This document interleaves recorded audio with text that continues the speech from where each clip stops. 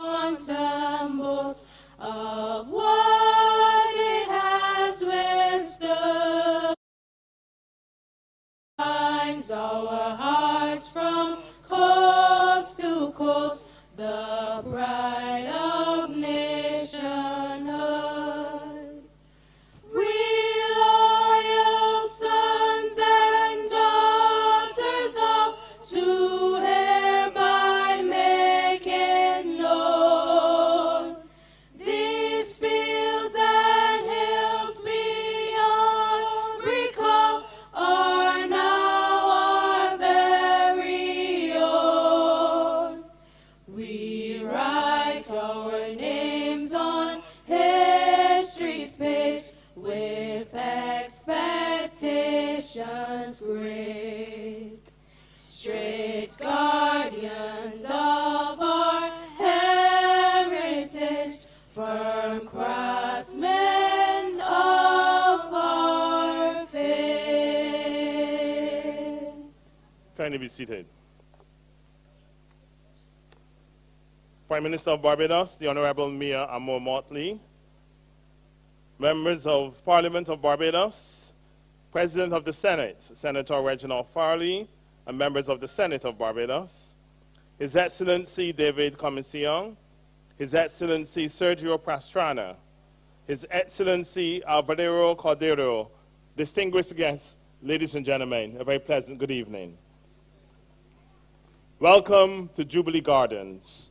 Welcome to the annual commemoration ceremony here at Jubilee Gardens as we recognize the day of national significance. Truly a day when history is written, when history is told, and when all are certainly educated as to the importance of this day. I'm Antoine Williams. I take great pleasure now in welcoming the Member of Parliament for the City of Bridgetown, the Honorable Jeffrey Bostick, to offer the welcome remarks.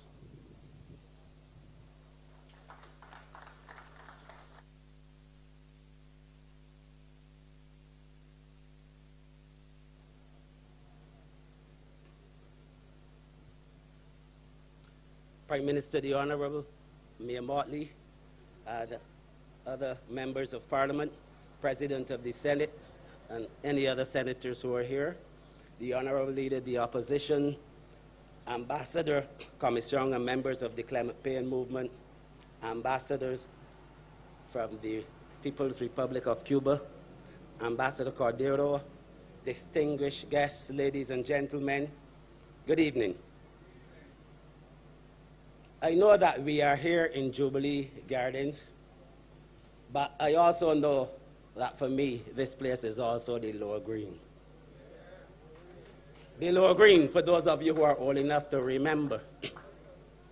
And I'm indeed delighted as the MP for the City of Bridgetown to be here this afternoon to participate and give a few words of welcome during this ceremony that recognizes the Day of National Significance. And we are here recognizing the Day of National Significance in a city of international significance. And for me, this is a very important thing. I know that throughout history that there have been political, historical, and cultural icons, cultural activities and events that fortifies nations as time rolls by. And for me, today is no exception. Because although this is indeed a day of national significance, at this point in time, in my opinion, and based on my portfolio as Minister of Health and Wellness, it is also a day of national significance with additional significance. Because the times that were experienced in the 1930s, those times and those incidents that led to the riots of 1937, and the social, economic, and political revolution that would have taken place subsequent to those events. We in this country at this point in time, we have begun to experience the impact of a pandemic of a virus that, to all intents and purposes, is crippling our economy in a similar way. It's creating economic hardships for our people, unemployment, a situation where our people have to experience solitude and isolation and separation, and all of the psychosocial impacts of the pandemic, quite similar to the psychosocial impacts of the period of the time leading up to the 1937 riots. And during those times, I remember the song, "Today is a funny night." Some of them say they're going to fight. But this time, all of us have to fight. All of us have to fight if we are to defeat this pandemic. And so, for me, I draw on the strength of that period of time and on the efforts of those persons who did what they had to do in order to achieve what they achieved. And this is the additional significance for me. And so I hope that on this day of national significance, that all Barbadians would recognize that, as those great men did back in those days, that we too can make a difference in our society and in our times to counter the social and economic issues that confront us in this time, especially those that result from the pandemic. And so, in conclusion, I would like to thank, and it could not leave the podium without thanking you, Ambassador Commission, and the members of the Clement Payne movement, for really keeping this alive and for doing everything that you continue to do on behalf of the country to raise our level of consciousness and to give us the hope that we can do just as well as our forefathers have done in order to take this country forward. Ladies and gentlemen, I thank you. In plenty and in times of need, the National Cultural Foundation commits to its mandate to develop and promote the culture and heritage of Barbados. We are a gatekeeper of Barbadian culture and the local creative economy. We are a sanctuary for artists of all art forms and their precious works. We are a sounding board and mentor for the cultural visionary. We are the National Cultural Foundation, and together with all Barbadians, we will continue to navigate, innovate, and create in whatever version of the future becomes the new reality. Of independence on November 30th, 1966.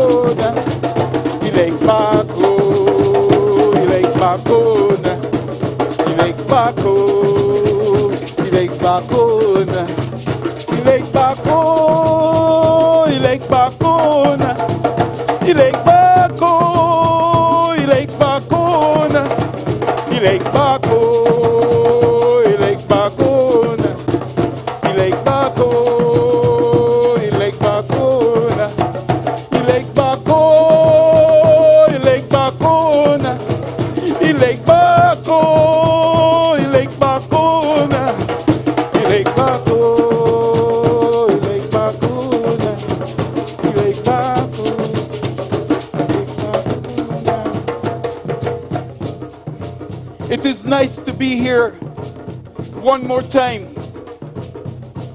We are usually in Golden Square, but miracles continue to happen, and next year we'll be enjoying that space over there. We give thanks. We, as African people, we weren't always enslaved. We were free people. And we built the world's greatest civilization along the banks of the River Nile, 4,100 miles. The first world female leader came out to Africa We have another female leader in Barbados, but that one came out of Africa. Hatchisut Ibashe. Imhotep, seen then in the ancient world as the god of medicine. Ibashe. Ibashe. Ramses II. Ibashe. Ramses VI. Ibashe. Imhotep, that great builder, that multi-genius, who I believe today the doctors of the world swear to this man when they're taking the Hippocratic oath. His name is Esculapius, as the Greek changed his name. Ibashe. And as we offer the world all the knowledge and wisdom coming out of the continent of Africa, you see what happened. We had to go through the maafa, the suffering, the shame, the degradation. And there are those who fought on our behalf for our liberation. I want to remind that this is a very short period in the history of African people. Look on the African continent, you see Sekou Touré, Ibashe. You see Kwame Nkrumah. You see Selassie the First.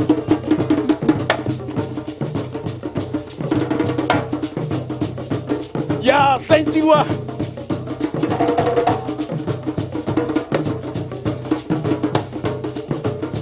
And all those leaders too numerous to mention. We look to the Caribbean and we see our brothers and sisters not only in the Caribbean but in Latin America. You see our great leader Fidel Castro.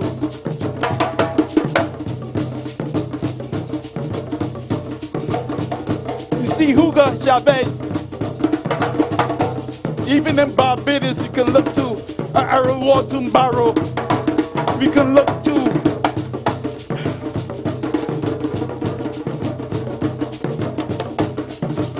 Seymour Arthur and all the others to follow, who would have helped us to shape this Caribbean nation state as a one state.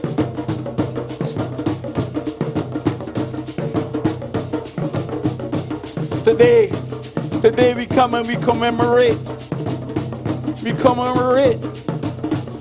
this day of national significance. Some people say riots in the land. Some people say a very organized plan, organized structure to take our people forward. Remember, these people who led this rebellion had us in mind. We can even go back to the Bailey's plantation with Busa.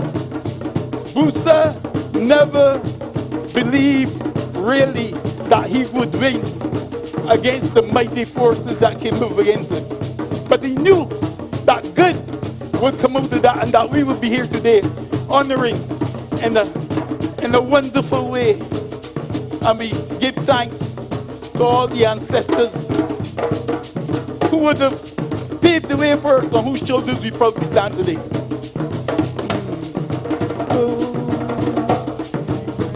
And as we continue this journey, I see our esteemed elder, and we must remember all our elders who continue to make a contribution. Our esteemed elder Bobby Clark in our midst. I know he's up in age. He's here with us, and he intends to die with his boots on. Our Bobby Clark. We want to give thanks to all those living among us, the elders who will continue this tradition. I see our brother, Jared Prescott, who continues against the odds to make this contribution. I see David Comishaw, the ambassador amongst us. And if this is his day, he intends this to be his day. And all the others.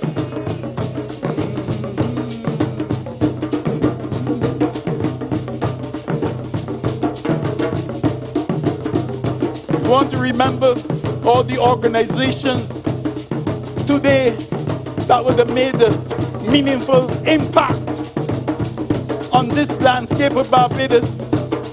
We must remember the Israel Lover Foundation. We must remember the Clement Payne Center. It's been around for years. We must remember our Rastafari brethren and sisterin. We must remember the Nation of Islam and all those other organizations, the Spiritual Baptist Movement, and those who would like to take us to another level, to another level. We have to take this thing to another level. And we gathered here. Have we done enough? Once we are off the scene with someone pour libation to us, are we worthy?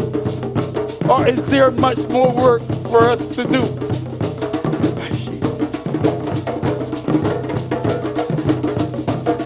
I want to bring the blessings on this country, Barbados. We've been going through a lot. We've been going through a lot as a people. We've been suffering. And we ask Lord Dumare and all the Imole to look on this country so that we could continue to be blessed and so that we could be a leading light, not only in the Caribbean, but also in the world. We ask that you give direction to the political leadership. This is a Pan-African event, and I see we have a Pan-African Prime Minister in our midst. And so we ask the universal energies to give her the guidance in the direction that she needs. It is rough out there. It is not easy living in the global world that don't like you. And so there's some decisions that may have to be taken. We have to deal with all the World Bank and the whatever else. And we know that's not an easy job. So we ask for guidance. We pray for peace on this rock. And we give thanks. We give thanks. We give thanks. Wading gung gung wadio. Wading gung gung wadio. Wading gung gung wadio. Hey. Wading gung gung wadio. Wading gung gung wadio. Wading gung gung wadio. Hey. Wading gung gung wadio. Wading gung gung wadio. Wading gung gung wadio. Hey. Oh.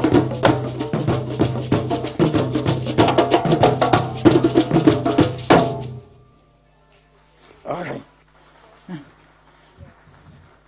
Yeah. The blessing offered by the Israel Lover Foundation drummers and Baba John Howell.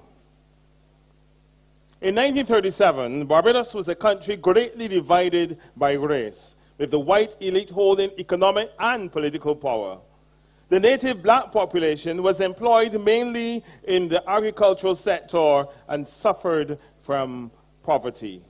There was a lack of opportunity and employment in the area, which kept the common man down and was not advanced due to the dismal labor conditions and socio-economic malaise.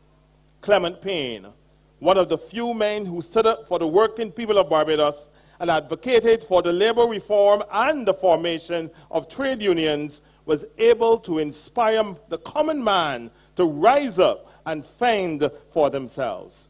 This is perhaps the ideal segue now as I invite Ambassador David Commission, President of the Clement Payne Movement, to offer his remarks, and certainly to inform you of the book written by him, The Clement Payne Story, compiled and edited by Ambassador Commission. And during the presentation, I will be reading excerpts from the same book.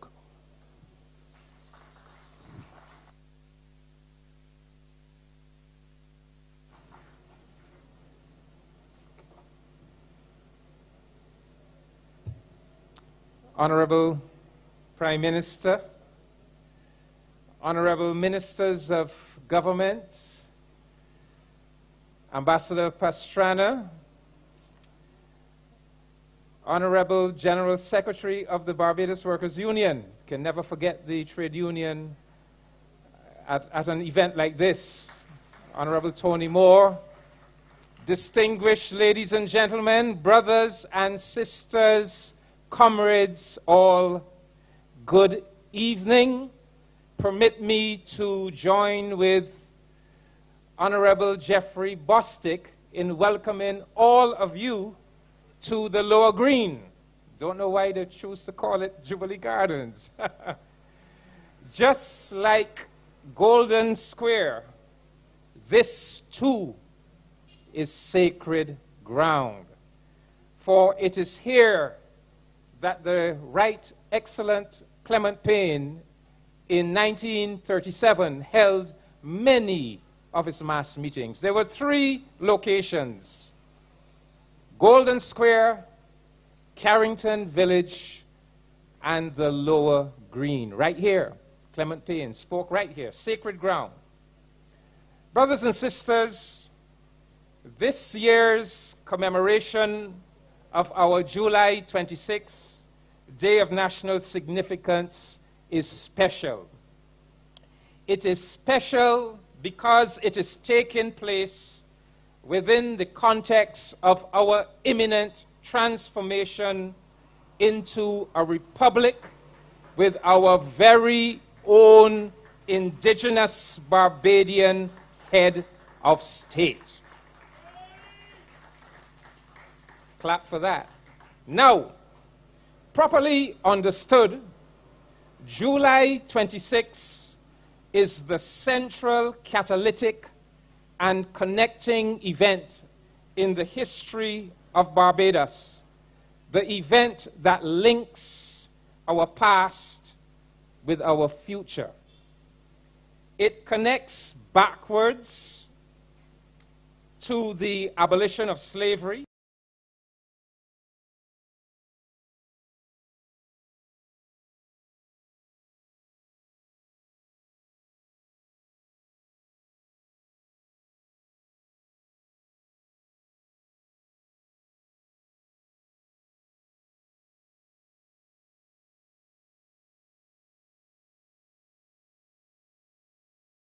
the July 26 People's Rebellion actually jump-started the stalled social revolution that had been put in motion by the 1816 Bussa Rebellion and the associated 1834 abolition of slavery. That social revolution had stalled.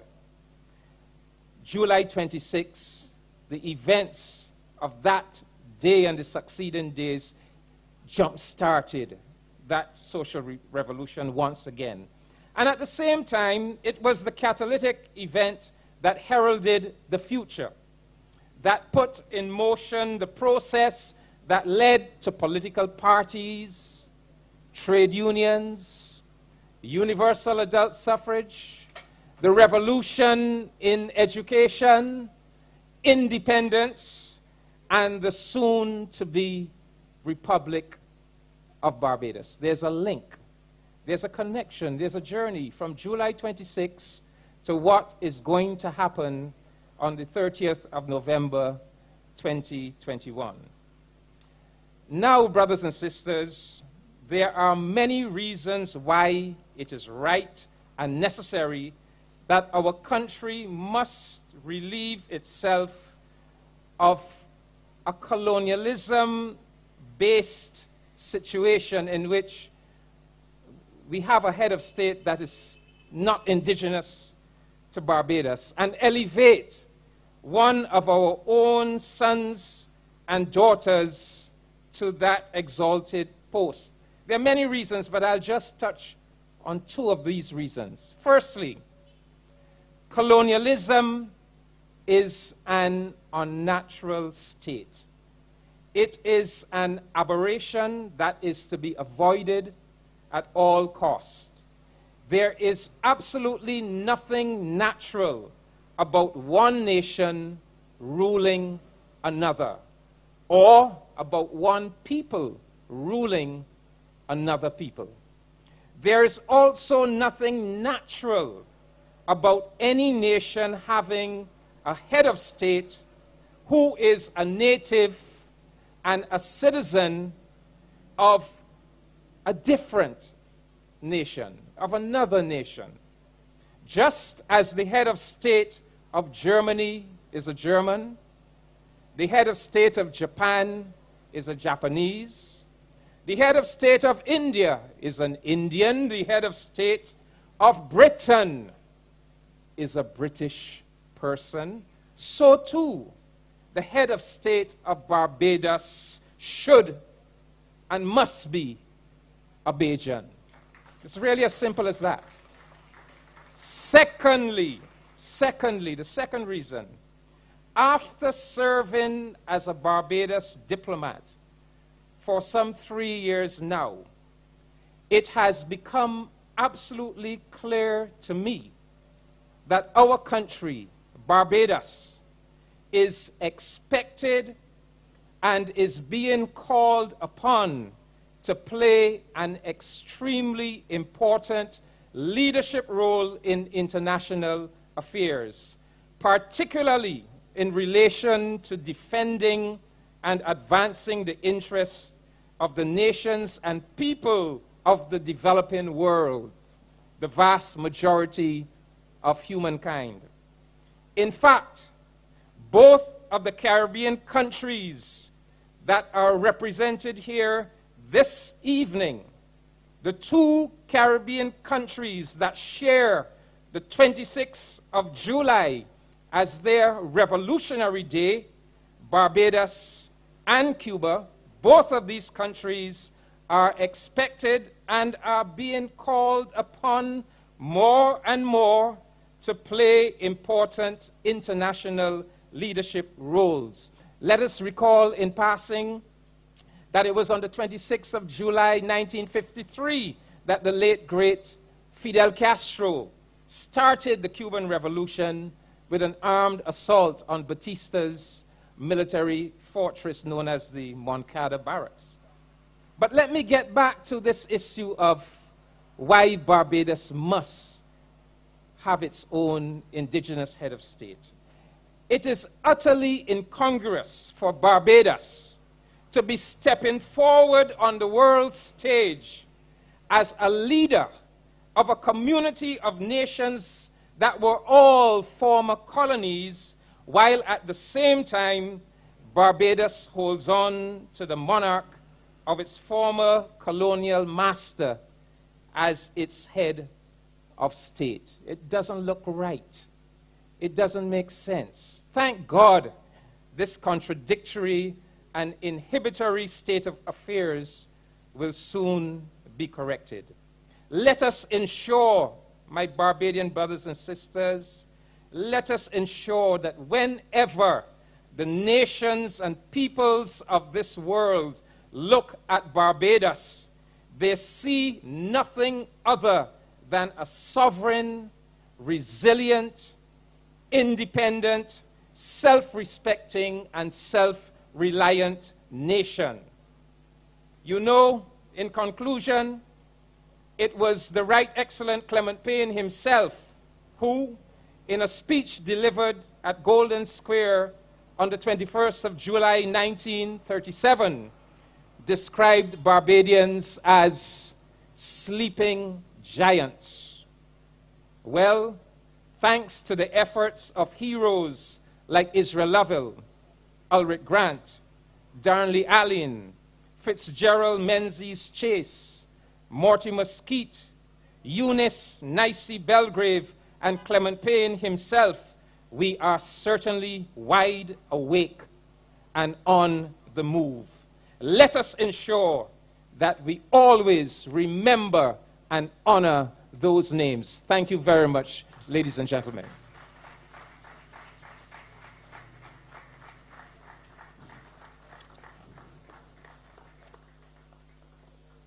My Political Memoirs of Barbados by Clement Payne, Chapter 1. At the age of 16, 6 months after I had completed my elementary training in Barbados, I became very interested in the politics of that country. I held many prominent positions as a junior clerk in some of the recognized offices there, during which I spent most of my spare time in reading and observing as much as possible.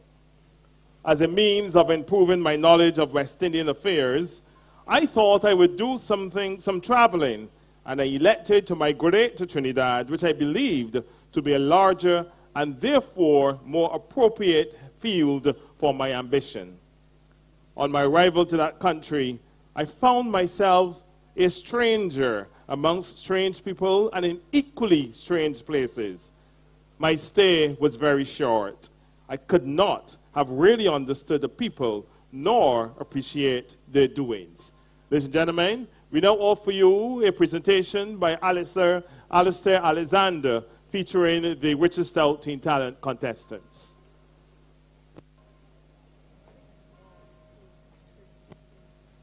We are going, heaven knows where we are going. We know we are, and we'll get there. Heaven knows how we will get there. We know we will. Boy-ya-ya, boy-ya-ya, boy-ya-ya, boy-ya-ya. It is 1937, 121 years since the Great Bussa Rebellion, and 103 since slavery has been abolished. In this economy where wages are since 1838, the dog at Wakefield Plantation is fed better than me. I've sat here by the dock where the tide never rolls in. I've lived on faith and morning prayers. When I've asked for my daily bread, be conscious of making the highest appeal the Spirit can for social and economic justice. And Lord, Most High, who have read his refuge for the oppressed, have been long at this altar.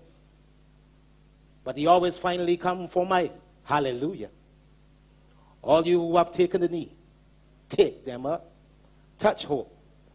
For out of the waters of this troubled harbor, answered prayer in a parted haircut, now steps on shore. And his will now ever be the leading footprints on this nation's aspirational walk. Push up a bus, flash the superhero's name across a grateful chest. But Anthony who? Wait, before you sound the note, he must come. And this is the stage in its history that it gives great pleasure to introduce to the world, or pain that was in the oppressor's face, that sharp and intense pain, who grew up here and had only returned the 12 weeks earlier. Anthony, were he sneaking in like God's subversive light through the cracks of our marginalized and broken society, had been rousing the sleeping giant that began to turn in the awakening masses. Clement shook the nation and gave the wake-up call that we must not continue in this repressive nightmare, but for joys coming in the morning, must educate and agitate, but not violate. The Golden Square and Lower Green meetings of that consciousness stirring pain drew crowds, followers in the hundreds. Among them, even as pain was, were 5 of the flaming swords of our Black Star Line commander, of our great UNI general, of Marcus Mosiah Garvey, who, nostalgic for the kingdoms from which we had fallen, called out to Africa's great bow-down masses, "Up, you mighty people!" It is this general, his colossal foot soldiers, them of the Barbadian Pan-African chapter, that are liberty's lieutenants in my book, with the red, black, and green floating over. These leaders of the 37 rebellion advance in the same fight as the people's intellectual warriors O'Neill and Prescott, along with a special woman who had the spirit of Siran Gill. Anthony, they are that still unseen blast of wind that changed things, that must not remain so invisible. Lift a song for the unsung. Climb note upon note and hang now their names in the highest place on earth, your head. For our heroes are not who the heads of government recognize, it is who we, the people. Read and break the silence of this grave ingratitude. And we, the people, we stand with a torrent thanks and recognize now the more significant Menzies Chase, Ulrich Grant, Mortimer Skeet, Darley Allen, Israel Lovell, and let the people's full recognition be given to Eunice C. Belgrave, the vendor who dashing through her city collected pennies enough for the legal defense of our persecuted pain. See, his firebrand meetings had been such a whale of a wave in the mighty swell that was coming, that the trembling authorities in the haste to stop what they could not stop misstep, and foolishly decided them packing the trade union organizer, all right, excellent Clement Payne, on a boat out the island, and they tide washing. Bridgetown City was swept with rage, was on fire, riots in the land, and the people and them pulled down this racist oligarchy. And now, white tyranny now at my feet, cast down this Satan as to the bottom of this careenage. We are going, heaven knows where we are going. We know we are, and we'll get there. Heaven knows how we will get there. We know we will. Boy, yeah, boy, yeah. And now on the eve of a new dawn, a sadness breaks in my eyes. In these riots, high waters are falling. It is that 20-something precious souls that said, give me liberty, are given death at the hands of the state. And Anthony, why did the blood of my own family, Adriana Rock, run in these streets as if black lives do not matter? And how many times must we, the black image of God, that is of no less divine value, be visited by this trailing blood, this Holocaust, this ever-expanding Red Sea? And even now, as I push through these tears, when will they part for black people? Sing the heroics of this unsung race. For liberty has no greater champion, no greater race than my race, than this bleeding race. So let our oppressors hide their lies with bronze, erect their mock heroes. But ours is the genuine, the real, the content of whose cause and character is more upright, more valiant than Britain's knighted murderers and looters, than Sir Henry Morgan, Sir Francis Drake, Nelson, and that criminal lot. Like a David come and fling this truth like a rock stone and mark this national victory of good over evil. Let every July put on the somber look of the great significance of its 26th day. 4 days did the tide sweep across our country. With it came the all-important Moyen Commission from England, delivering far-reaching social reforms, allowing trade unions to be legally formed. It's the beginning of our climb. Right Excellence Sir Hugh Springer, Right Excellence Sir Frank Walcott, national heroes, all our mighty stalwarts in the nation-shaking movement of labor. With the organization of labor came our first revolution that put us grantly in the hands of the working man. And now what is more than a Sir Grantley? Out of the Barbados Workers' Union, God gave that Eudarch Moses to lead Barbados laboring people into the locked doors of Government House and up Parliament's gated mountain that I thought I, a black man, could never climb. And I have got news for you. Who would silence my memory? In this very city, justice shall poetically give birth to a voice. Masters of ceremony shall introduce him as mighty. The truth stands It is all the microphone we need for those who had vision, the people's point of view told. Till like the bold expression of a prophecy, there would arise a folk warrior who would strap his guitar like a weapon and with his strum smite the conscience of a nation. Let the Carter boy sing his haunting song. Anthony called up the ghost, the duppy of our difficult past. Come you, the youthful voice of the elders, roll back the curtains of freedom's struggle. And at the entrance of the line, I wasn't born, but me grandma tell me. Anthony, let your gripping intro lead us to a soulful reception of our heroes. Come ride upon your folk rhythm. Bring your guitar into the long years of public silence. For who, when social injustice created troubled waters, so prodigiously laid down their lives as a bridge to bring us to a just society. Before the God, the foundation of whose throne is justice, let the failing flesh of all messengers be his instrument still. And even now, as my own lips struggle to be worthy, by the grace of God, as we continue this most righteous struggle in the shadow of the right excellent image of Errol Walton Barrow and Sir Garfield St. Auburn Soberns, mighty Gabby, Dr. Carter, sing. Voice unsung, now suited in honor, that died and never knew that they would be someday seated in this balcony of valedictorians. For all our great heroes, a little Barbados has, in this globe's auditorium of authentic history, sing. Honorable Anthony, come and teach us all to sing. For all are so great and sung. We are going, heaven knows where we are going.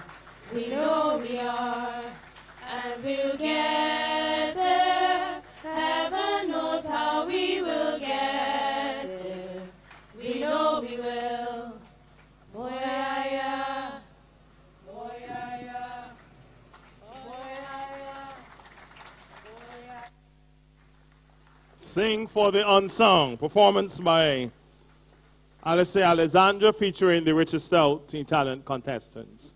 And now, as we continue our celebration of the Day of National Significance here at the Lower Green, I welcome Tony Moore, Member of Parliament, Secretary, General Secretary of the Barbados Workers' Union.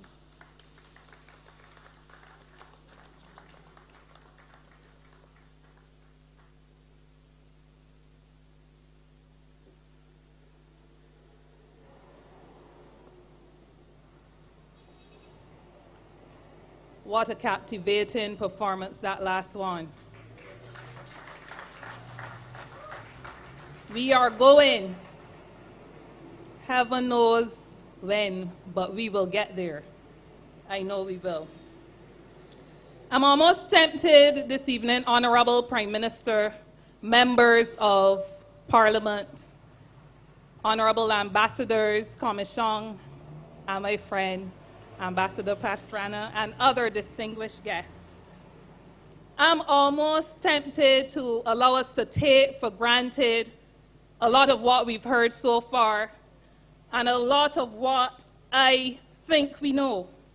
That the disturbances of 1937, the hearings before the Moyne Commission, the 1939 passing of the Trade Union Act, and it's coming into force in 1940.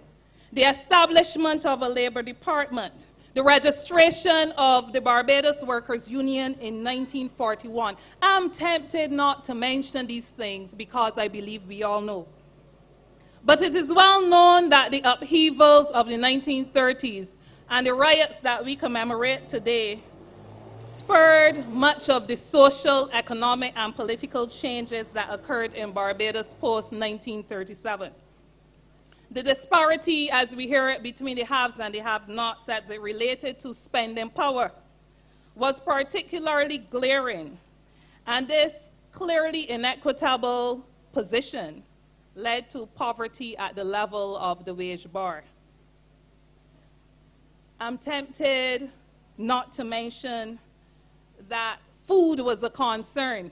Sudden and abnormal rises in prices of food that make it impossible for ordinary peasants to be able to eat. I'm almost tempted not to mention that the housing conditions, the level of disrepair, the absence of sanitary arrangements, the high rents and overcrowding were deemed to be four main evils. Health was a challenge, but guess what? We didn't have health care insurance. We didn't have national insurance. We didn't have social security in any form. And that was the situation that confronted us in the early days. Today, as we in the Barbados Workers Union reflect on the journey of the past 84 years since the riots, naturally we are pleased. We are pleased at the strides that labor has made on behalf of the laboring classes and the country as a whole. But rather than define the achievements of labor in the few minutes I have, from ensuring democracy and the right to vote and securing a place for ordinary masses in parliament and in the workplace, from the enactment of social and labor legislation, improve housing, improve education, and infrastructural development, including roads, the roads that we still complain about. I want to reflect now on how the concerns in all of the areas that I've mentioned that led to the riots, how those concerns, still now in 2021, render our industrial democracy as necessary now as it was in 1937 and 1941. Housing, food prices, concerns over education, need for enhanced labor legislation, and in many respects, greed, even by those who look like us, has forced the Barbados Workers Union to keep alive the old banner that eternal vigilance is necessary. The price of our freedom is eternal vigilance. So yes, we have before us an unfinished task, and a birthday is as good a time as any for all of us to reflect. And I not only speak of the 84 years that we are in terms of the commemoration of the riots.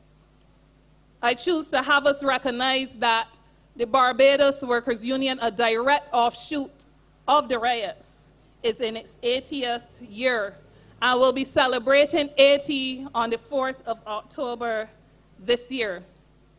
On this day, yeah, you could clap for that. Thanks, Cindy. On this day of commemoration and in an atmosphere that we are all not only reflecting, but an atmosphere that in a large sense infuses much hope. As we reflect, many of us may be tempted to say, I wish I was there. I wish I was there. If I was there, I would have. But guess what? We were not there, but we are here. And what are we doing is the question before us to continue the struggle. In 2021, workmen's compensation and hours of work still being undermined by an employer class that seemingly lacks regard for human dignity. Trade union recognition still being challenged. Employers believe that they can unilaterally alter the terms and conditions of workers. And Minister of Labor, there is one before you. The most recent one, an employer on the West Coast. I don't know if you call it 5 Diamond or 5 Star. That believes that they can interfere with people's terms and conditions, namely pay. and that there will be no repercussions. That is not a matter for conciliation. It's with the Labor Department for investigation. And I know you will manage that. We still have challenges concerning rights. The rights of workers to be vaccinated or not to be vaccinated. And we have these competing with the rights of people to enjoy a safe and healthy environment. On the latter issue, the Barbados Workers Union has always argued and will continue to argue that the rights of persons generally must not be sacrificed on the altar of social convenience of anyone. I want to repeat that. The rights of persons generally must not be sacrificed on the altar of social convenience of anyone, even if the moment is a COVID moment. The freedom we have fought for allows us to express our views, whether conventional or otherwise. So there's a very nuanced debate going regarding whether or not people have the right to openly resist vaccinations. The Barbados Workers Union, on this 84th year of commemoration, and in its 80th year celebrating its formation, recommits to the mission that was left to us by Clement Payne: educate, agitate, but do not violate. As such, the BWU at its upcoming conference on the 28th of August this year will be debating, among other issues, the issue of vaccinations from a rights perspective, yes, but also by examining our responsibilities. For as we address rights, we are not going to shy away from the responsibility we owe to our households, to our neighbors, and to this country. For the very essence of solidarity provides for us to be weaned away from whatever we choose to accept for ourselves, and it extends to us an obligation to see what we can do to benefit each other. So what's the difference between now, 84 years after the riots, and nearly 80 years after the formation of the Barbados Workers Union, and the period 1937? It is simply that this time around we are not challenging a white oligarchy. Our decision makers, those who represent us, they look like us. They are us. We are at a defining moment where our country needs all of us. This country needs all of us. And the Barbados Workers Union will oppose force from wherever it comes from, and force in whatever form it takes. Indeed, we urge for commitment to goodwill for all and for our future. Today, it is my hope, therefore, as my voice is heard, that it will be able to prick the social and moral conscience of many, and it will be able to stir the hearts, perhaps, of those whom we may believe do not possess such conscience. Clement Payne, Busser, Grantley Adams, Hugh Springer, Frank Walcott, Charles Duncan O'Neill, and others. We can't go back in time to say we are sorry. But in our actions in the now, we can and we must recommit to the struggle. We are going to get there. I know we can, but it depends on all of us. Thank you.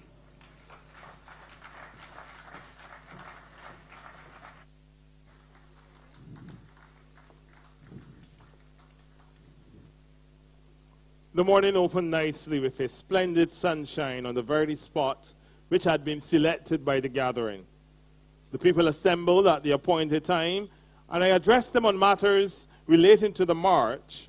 I emphasized on the point of non-violence and gave strict orders to dispense with all weapons if any person was so armed. At 8 o'clock, I led a march with an appropriate number of 300 workers and citizens. And during our march, we sang hymns and popular anthems composed on the loyalty to the British Empire, and in about 30 minutes, we reached our destination. Ladies and gentlemen, let's enjoy now that classic piece, Redemption Song, performed by Terry Mexican Arthur, featuring Willie Kerr and Mighty Bit Bit.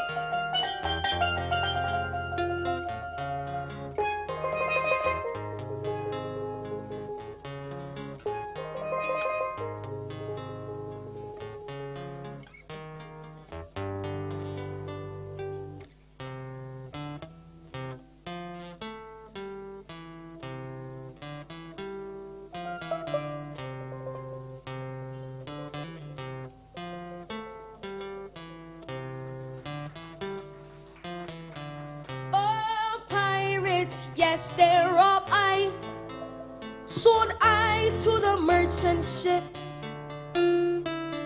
Minutes after they took I from the bottomless pit. But my hands were made strong by the hands of the Almighty. We forward in this generation triumphantly. Won't you help to sing these songs of freedom? 'Cause all I ever had, redemption songs, these songs of freedom, redemption songs. Emancipate yourself from mental slavery. None but ourselves can free our mind. Have no fear for atomic energy, 'cause none of them can stop at the time. How long shall they kill our prophets while we stand aside and look? Ooh, some say it's just a part of it. We've got to fulfill the book. Won't you help to sing these songs of freedom? 'Cause all I ever had, redemption of freedom, redemption, redemption songs.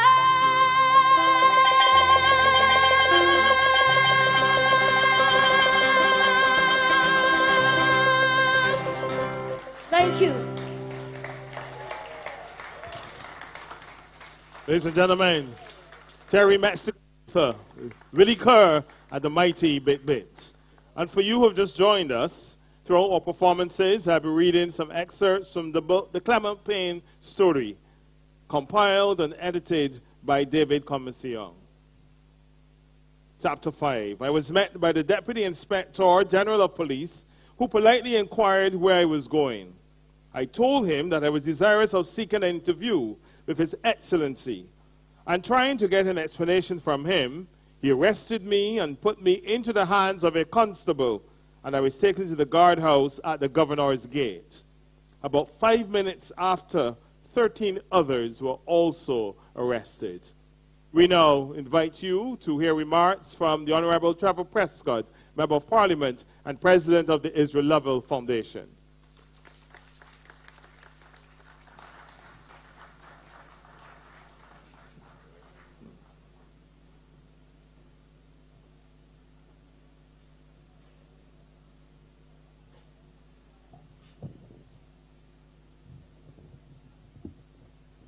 Good evening. A special good evening to the Honorable Prime Minister. All other persons are made up of those who are more significant in the Barbadian society, all of you.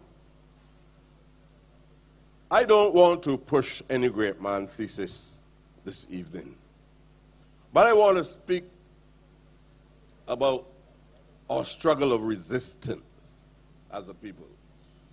I want to globalize the debate and put the chapter of the 1920s and 30s in context within the framework of a global debate.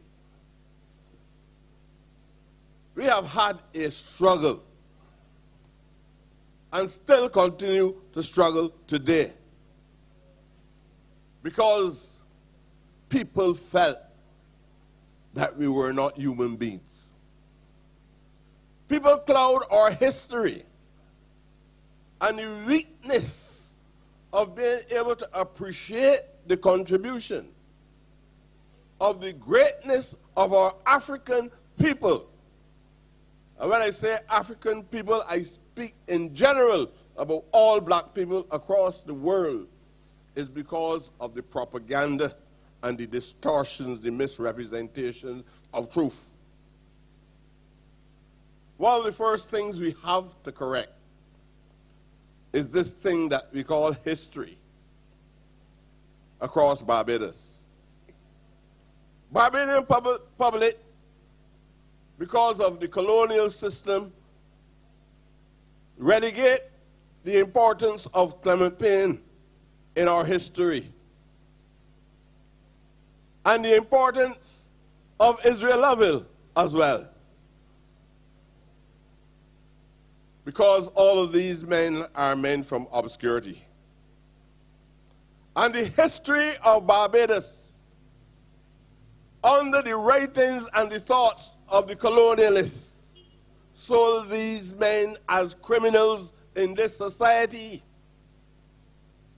It took a level of consciousness which evolved in the society for us to recognize the contribution of Clement Payne to the general development of Barbados itself. If you had asked anybody in Barbados prior to the 1960s about Clement Payne or Israel Lovell, or even today when we speak, we keep talking about a riot. A riot is something that is spontaneous. 1937 riots, 1937 riots. It tells me that there's still a problem. A riot constitutes a spontaneous reaction that leads to disorder without any intentions for any progressive program to be unrolled. for the general development of society. Stop talking about a riot. What people did in 1937 occurred because of their experiences as human beings. They knew what suffering was. They understood what social degradation was. I heard the leader of the Barbados Workers' Union speaking about conditions in the city of Bridgetown. People didn't react because they were wild. The people recognized that they were treated less than how we expect human beings should be treated. So I would like to hear, I don't like coming to these ceremonies and hear anybody talking 1937 riots. Because the colonial writers wrote that, they knew what they were writing. They wanted to continue to enslave you by talking about the 1937 riots all the time. So you're senseless people who disrupt society but had no plan. Yet you then go on to say the empirical support documented that we never knew anything about before. Police records, reports from the prison in relation to what the Mons Commission was receiving from the police force. Only this morning I saw Israel Lovell's statement from Gandhari prison, which is a major contradiction to what the police were saying about him. The same thing for Clement Payne. Even when the court made the decision, the people said he must be deported. Who are the people that said he must be deported? And why I want to tell you that we have some damage to repair. Not just the reparation program and what the colonial masters have done to us, and what is the value of the destruction. We have some internal repairs also to undertake. And today, as we reflect, we must also examine ourselves. It is a celebration, but it is also a reflection of our history. I wouldn't come here today and make you believe that we have had ultimate success because some cosmetic exercise occurred in 1838 or 1834. Because the struggle is a continuum, and there are different footsteps on the journey. 1937 was a critical footstep that we made. We then made footsteps in 61. And we are about to make an ultimate footstep onto a Republican form of government. So the journey continues. The journey continues.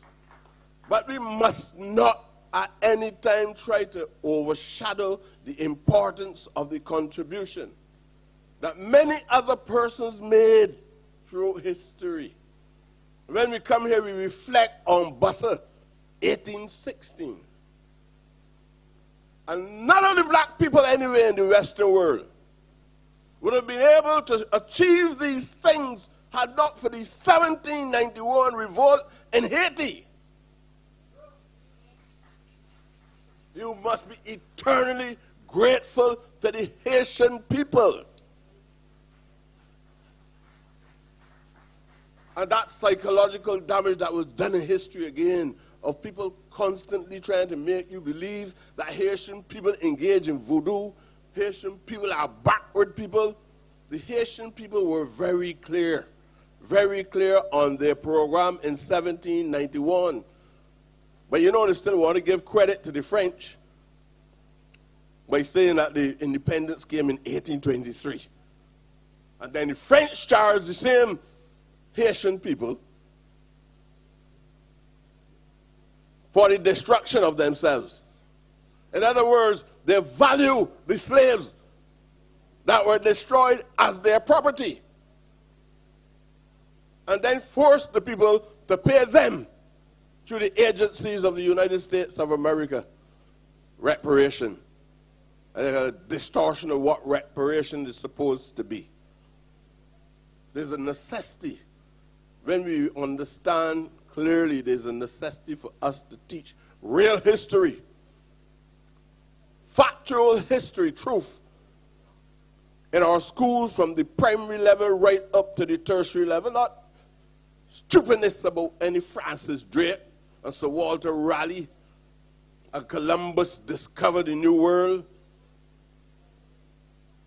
Are we moronic to believe that these things are true? Can we not appreciate the wisdom and the foresight of our own historians and academics in Barbados and in the Caribbean and out of Africa itself? You have people in this society that wants to relegate history as a subject as insignificant. History in itself is multidisciplinary. History is political history, economic history, sociology, which is social history. Multiple disciplines coming together and making an analysis, not only repeating historically the record of human development and contributions. Nobody can tell you that any benevolent individual out of Europe, Quakers or anybody, is responsible for our Savior when we have so much points of resistance led by militant persons who knew, as somebody said it here rightfully, Busser knew clearly that he could not beat the militia. He knew that they had internal forces and external forces, but he stood up for principle, the importance of freedom. It's the same thing with Clement Payne. It's the same thing with Israel Lovell. End up in a prison. All the things that we glorify now, history will recall that these men end up incarcerated, Lovell in prison, and then the mental hospital. And Clement Payne deported to Trinidad and Tobago. Arguments over whether he was born in Trinidad or Barbados. Deport the man. Well, I'm saying that I want to make a call.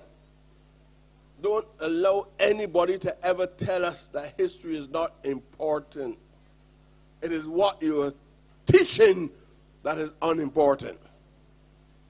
What you are imposing on people as education and history, that is unimportant, because it's a total distortion of truth. I hope that this day, while I want to rejoice, I enjoy bit. I enjoy Alistair. I enjoy Baba John. I enjoy David.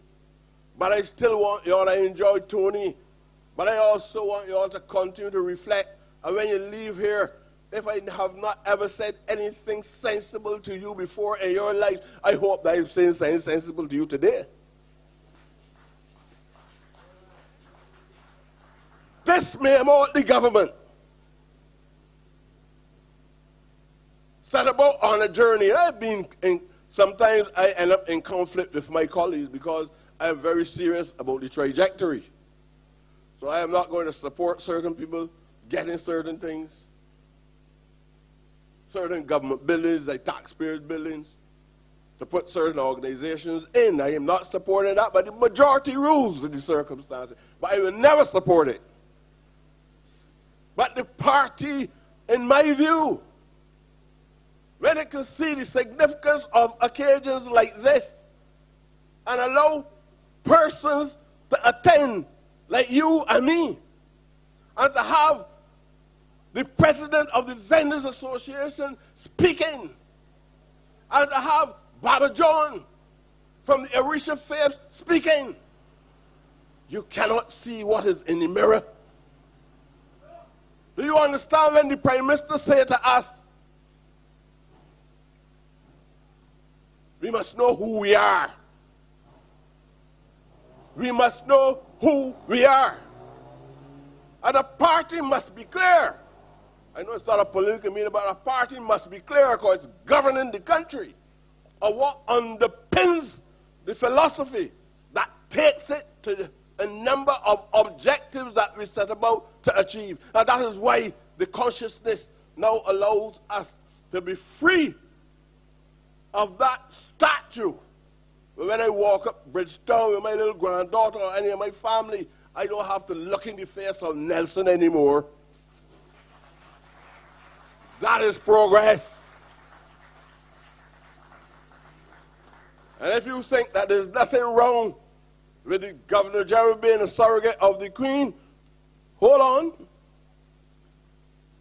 The Prime Minister has given a commitment to the country that by the end of November 2021, this country would be a republic. I know David said we need an indigenous leader or representative, ceremonial representative in Government House.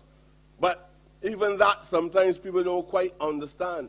Although is a Barbadian is there, she's a surrogate of the Queen of England. I would not tell you about my personal views on the Queen of England, or I would not tell you about all of my personal views about the Lasses family this evening or the Drax family, because all of that is another chapter in the development of this government that I am a member of. I want to thank all the organizers for giving me the opportunity to be here as an invitee, but also to speak as the president of the Israel Lovell Foundation. Anything that Prescott said the government of Barbados is not responsible for, I am the president of the Israel Lovell Foundation, and I am proud of that. And I am happy here today to be able to celebrate the contribution of these great men, and even the contribution being made by the great artists here this evening. Thank you very much. The Honorable Trevor Prescott, President of the Israel Lovell Foundation.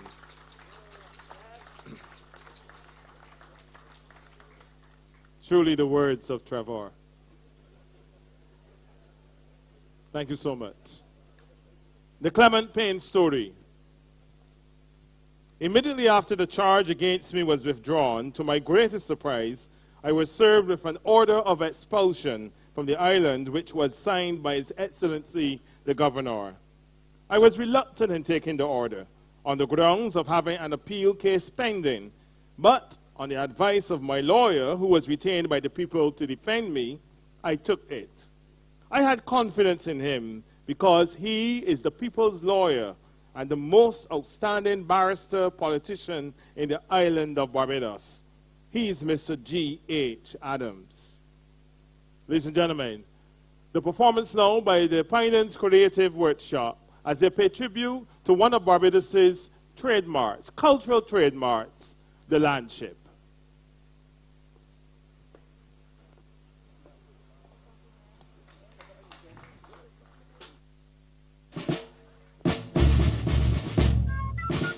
That's what's that.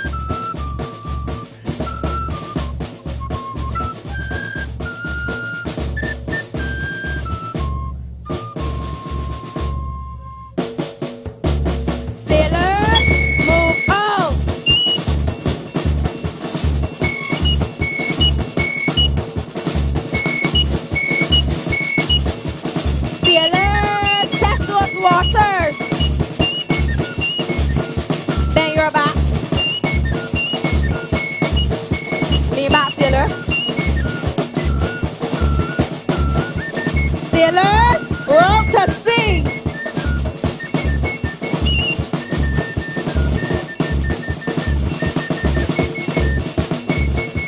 Attention! Hands in the air. Hands on your hips. Hands in the air. Hands on your hips. Hands in the air. Hands on your hips. Hands in the air. Hands on your hips. Communication. Come on, sailors.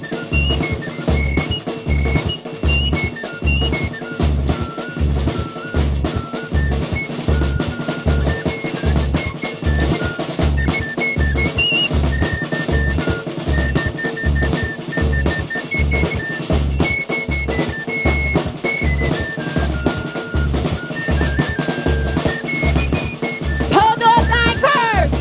Pull. Pull. Pull. Pull. Double time. Pull anchor. Pull anchor. Pull anchor. Pull anchor. Attention. Make yourself right. Front and center. Positions. Sailors. Iceberg ahead.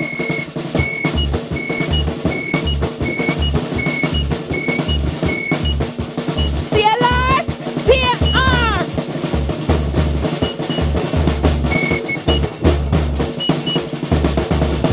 Attention, roll call. Ancient school. Head up, sailor. Tuck in your shirt. Tuck in your shirt, sailor.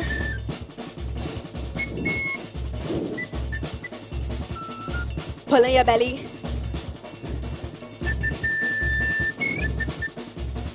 Take your time and breathe. All right. Nurses. Nurses. Maids. Captain. Policeman. Junior officer. Sailors, move out.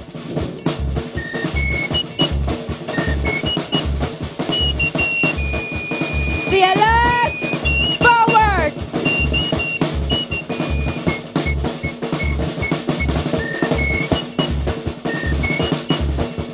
Forward, forward, forward, forward, back, back, back. And to the right, and to the left.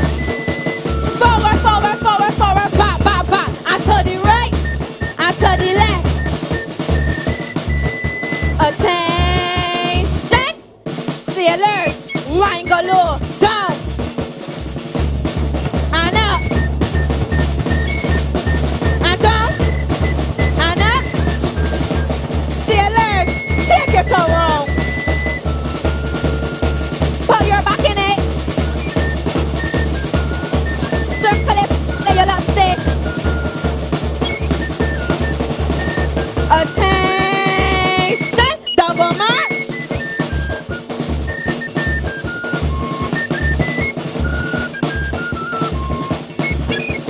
Sailors, Ross seas ahead.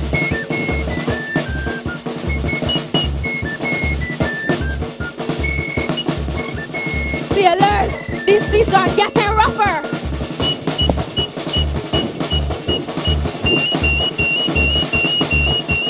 Sailors, the seas are at their worst.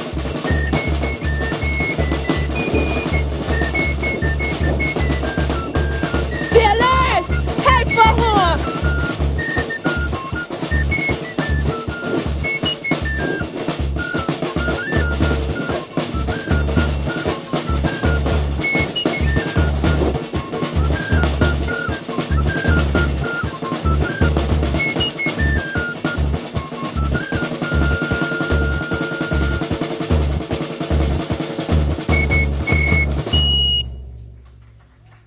Ladies and gentlemen, the finalist creative workshop paying tribute to one of Barbados' cultural landmarks, the Barbados Landship.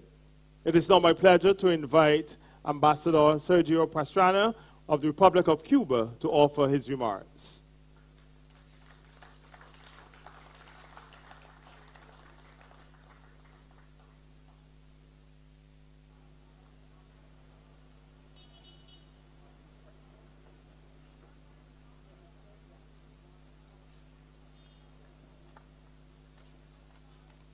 Good evening. Protocol being established, I would like to first thank the organizers for this invitation to share our commemoration with the people of Barbados. The Honorable Prime Minister, Mia Mohammedli, members of Parliament, ministers, Ambassador Commission, Tony.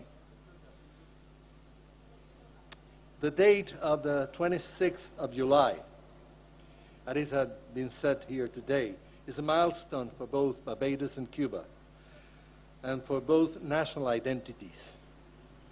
This date marks a day of national significance commemorating events that occurred in Barbados in 1937 and in Cuba in 1953. However, both events are historically linked. Both refer to revolutionary uprisings that took place as a reaction to continued oppression of the labor force of the plantation economy, which was born in Barbados in the 17th century and came to grow to its mightiest force in Cuba in the early 20th century. Enormous masses of workers were imported over centuries, either by force, deceit, or greed, to both countries to provide the workforce which meant the build-up of massive sugarcane, cotton, banana, and other stock plantations. From those workers came the forces that decided once and again to fight oppressors who represented those foreign interests that exploited these lands for their own profit. As early as 1804, Baron von Humboldt wrote The Political Study of the Island of Cuba, a scholarly work that studied the slavery-based sugar plantation economy to arrive to the conclusion that apart from the intrinsic horror of slavery, such economies were not sustainable and were doomed to disappear in the not-so-distant future. This treatise was prohibited in all Spanish America. Soon, in 1816, here in Barbados, this was to be proven true by the rebellion led by General Busa, suffocated with a massacre. But the emancipation from slavery since the 1830s merely changed the face of exploitation that continued with partly hired salary workers who were only used as needed as cane cutters and longshoremen within an industry that continues to thrive only to enrich families in faraway metropolitan countries. While 100 years later, the third decade of the 20th century started with an increased value of sugar due to the ravaged European economies as a result of the First World War and the hiking of the prices of sugar, which provided enrichment to the imperialist powers and local oligarchies, the 1929 crash of the New York Stock Exchange announced the arrival of a crisis that grew all over the world to produce misery and hunger, mostly to the classes that provided eventual labor force to plantation economies. Thus, all over the wider Caribbean basin, Central America, and the northern shores of South America, one after the other, there were labor revolts in every country from 1933 to the end of the decade, which heralded the birth of the labor movement in these lands. In Cuba, the institutionalization of the governmental structure did not guarantee the rights that were reflected in the new constitution effort because government continued to be dominated by the oligarchy until eventually, when elections would have finally won by the popular forces, Fulgencio Batista produced a coup d'etat that guaranteed to the imperialist powers and the mafia that Cuba will continue to be the playground and money laundering capital of the world. That is when a young law graduate by the name of Fidel Castro took the belt that had heralded in 1868 the emancipation of Cuban slaves, together with their masters in the fight for independence, and paraded it in a tour of the whole country. Those young lawyers who accompanied the Liberty Bell filed a demand before the law authorities to declare the illegal condition of that government And once dismissed by the authorities, they decided that their only option left to save the country was to assault the military. In Cuba, that 26th of July 1953 witnessed how this cohort of youngsters in their 20s stormed the second mightiest military outpost of the country. Many of them lost their lives in that attack, but they provided the spark that fired up a revolution that in merely 60 years brought about at last the triumph of the oppressed over their former masters. That revolution lives on to share the destiny of all Caribbean peoples together in developing a sustainable civilization that could bring prosperity to all formerly oppressed populations of the Caribbean, against reactionary forces that try to continue the abusive exploitation of these lands and people as if they were just providers for their hubris and excesses. The Cuban Revolution believes in sharing what we have through cooperation in education, healthcare, and sustainable development of our economies. Ever since Barbados' independence, our two nations continued to build strong historical relationships of our Bajan and Cuban societies, initially under the leadership of Errol Barrow and Fidel Castro, and today with the leaders that continue their path. Long live the peoples and the labor movements of Barbados and Cuba. Thank you very much. Thank you very much, Ambassador Pastrano. A political meeting was held on an open spot at Golden Square on the night of 20th of July 1937. About 450 persons were present. Clement Payne and F.G. Chase were the organizers. Clement Payne spoke first and said, "People of Bridgetown, friends, enemies, we are here again with the object of organizing you. But before I start to talk about organizing, I will tell you about my trouble with the constabulary. I received a summons on the 19th. It was handed to me by the detective sergeant, who had 5 other detectives, and they surrounded me. I am charged with landing improperly and for giving false statement relative to my place of birth. I have retained Mr. G.H. Adams. I have come to the slums to organize you, because Mr. Ramsay MacDonald organized the people of the slums of England. I could have gone among the aristocrats, but they are deceitful. You have the ability and is able to judge things for yourselves. The police department has started a war against me. The detectives follow me daily, and even as I go out to take our lady friend, the detectives are there. I want all of you who are not working to come out on Thursday morning and hear my case. No person can stop you. Neither can 2 summonses issued stop me, for I am a sworn enemy of oppression." Ladies and gentlemen, performance by the Mighty Gabby and friends, What We Gonna Do About Clement Payne.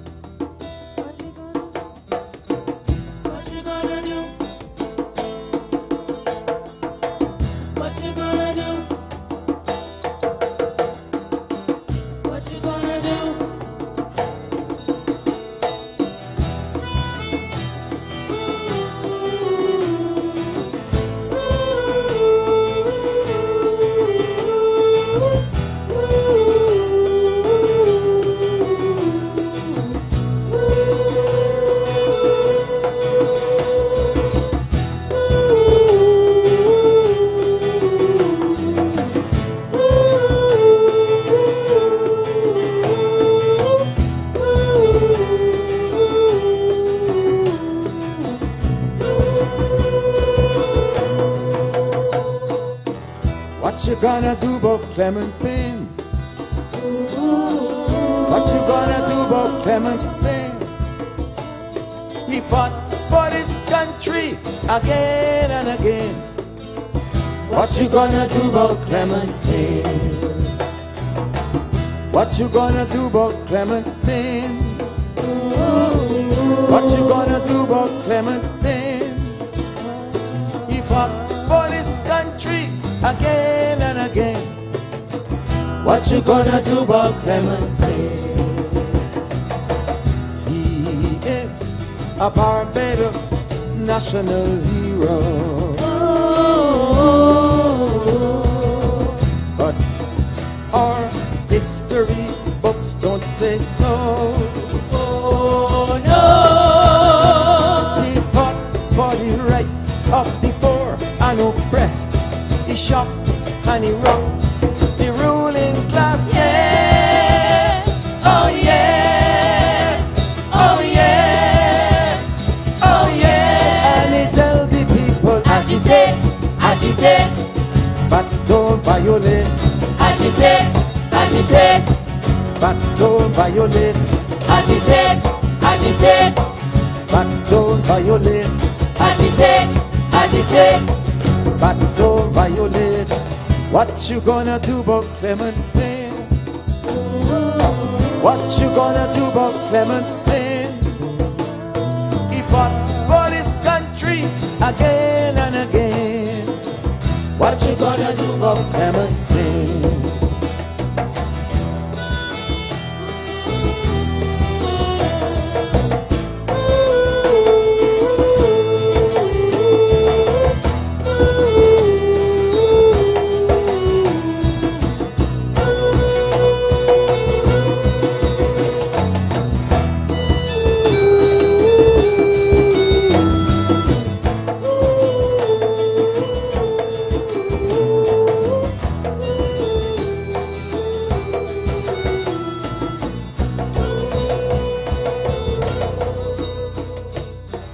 Bay Street School was his old alma mater.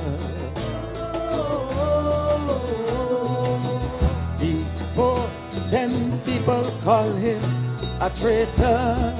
Oh no! He used to keep meeting over in Province Square, but the police ran him away over to Golden Square. Oh yeah! Oh yeah! Oh yeah! But he tell the people, Agitate! Agitate! but don't violate. Agitate! Agitate! But don't violate. Agitate! Agitate! But don't violate. Agitate! Agitate! But don't violate. What you gonna do about Clementine? Will you build some statue in his name? Cause he fought for his country again and again.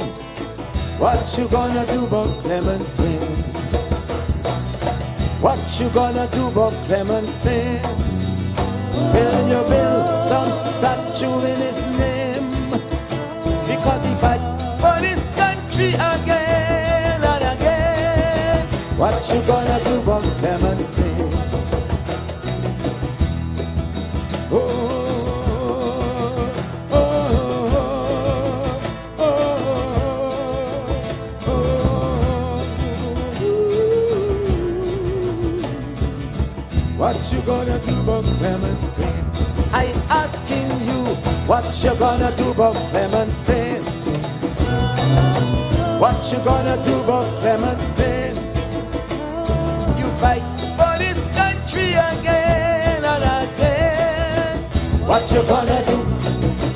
What you gonna do? What you gonna do? What you gonna do? What you gonna do? What you gonna do? I asking you, What you gonna do? what you gonna do? What you gonna do? What you gonna do? What you gonna do? What you gonna do? What you gonna do? What you gonna do? What you gonna do? What you gonna do? What you gonna do? What you gonna do? What you gonna do? What you gonna do? What you gonna do? What you gonna do about Clementine?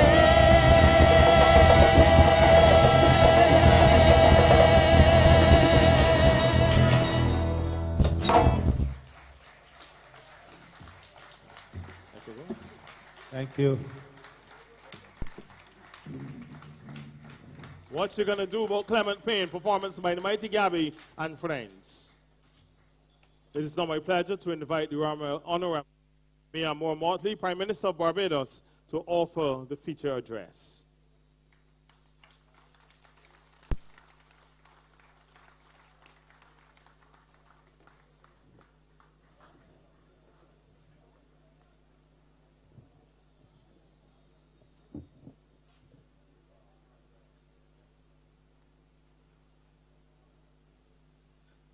Good afternoon, everyone. Distinguished Barbadians all, and distinguished representatives of the diplomatic corps. We're in Lower Green, and we're here today because we intend to go home as soon as the work is finished at Golden Square, to represent this generation's recognition that a time has come for the issue of the 1937 rebellion to be central, not just to the history of this country, but to the inspiration that is needed for the journey by this country. And why do I say so? It hasn't escaped us, Ambassador Pastrana, that July 26, on the face of the records of history, saw two unsuccessful rebellions play out. They may have been unsuccessful to the protagonists at the time who lost their lives and who were incarcerated, but they were successful for spawning the movement that was to revolutionize how people in this Caribbean would come to live. And I start there because too often in today's world, where everything is expected as a matter of instant gratification, we fail to appreciate the importance of the journey and the importance of the trajectory. And I have come here this afternoon to speak only as a part of that journey. For I know only too well that centuries of oppression and deprivation and undermining of language and symbols and races and human beings cannot be overturned even in 8 decades. I listened to my sister, the General Secretary of the Barbados Workers' Union. I listened to my brother, Trevor Prescott, as president of the Israel Lovell Foundation.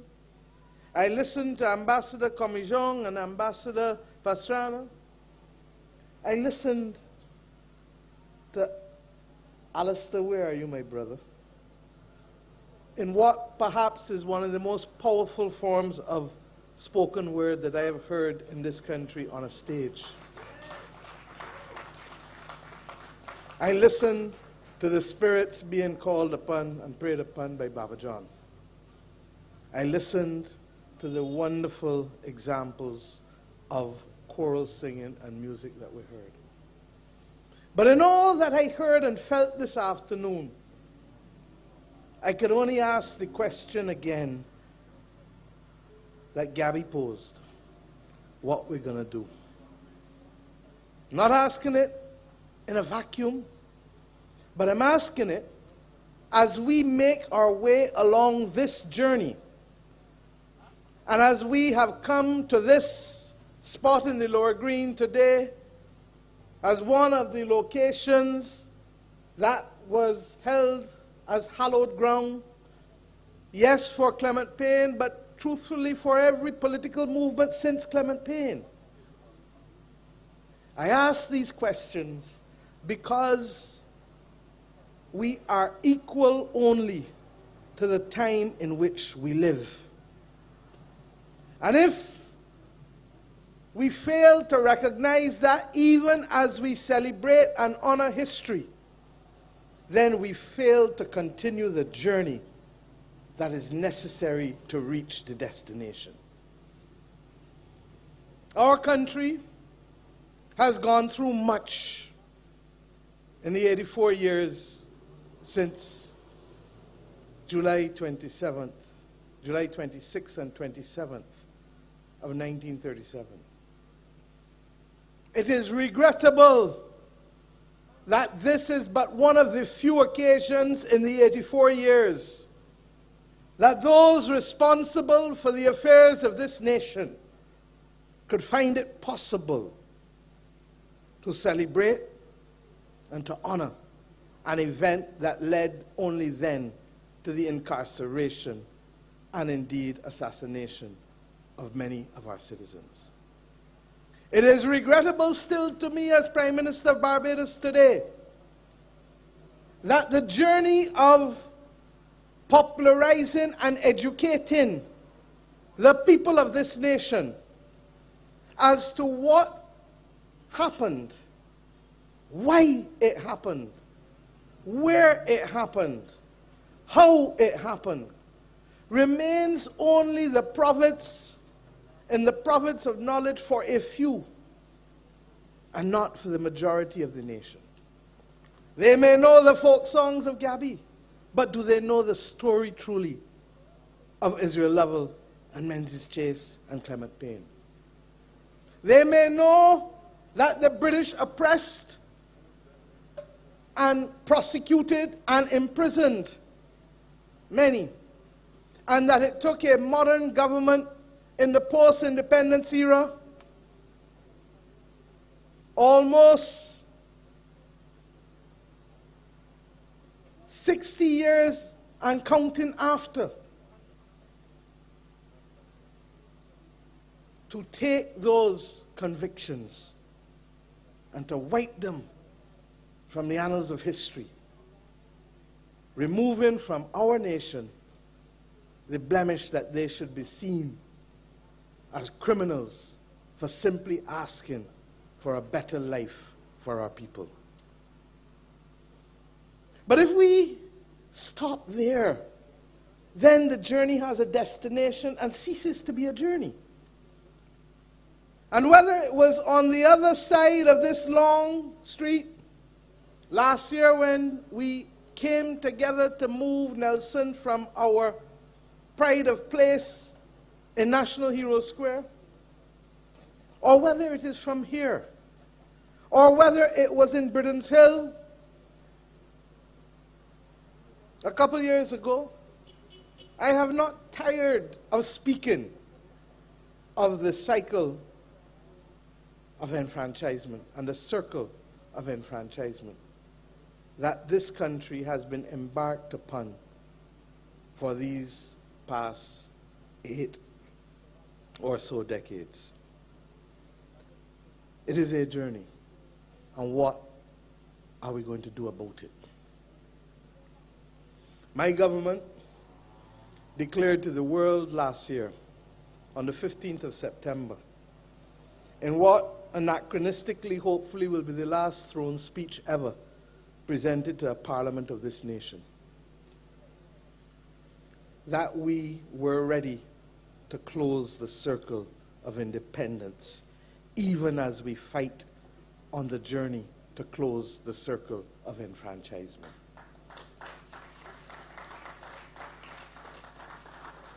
And we said so because the notion that you can have as your head of state someone that you do not have any opportunity to participate in the selection or election thereof is as anachronistic and offensive to the modern world in which we live as the notion that women should not have the right to vote, which was exactly what it was in 1937. For we only got that right in 1944. And Trevor, the other year that you left was 1951, when Barbadians of all backgrounds, without reference to property or salary, could go and cast a vote in order to be able to determine their future as citizens of this nation. And that's why I talk about the journey. Because 1951 could not happen without 1937. The formation of the Barbados Workers' Union in 1941 could not happen without 1937. 1966 could not happen without 1951.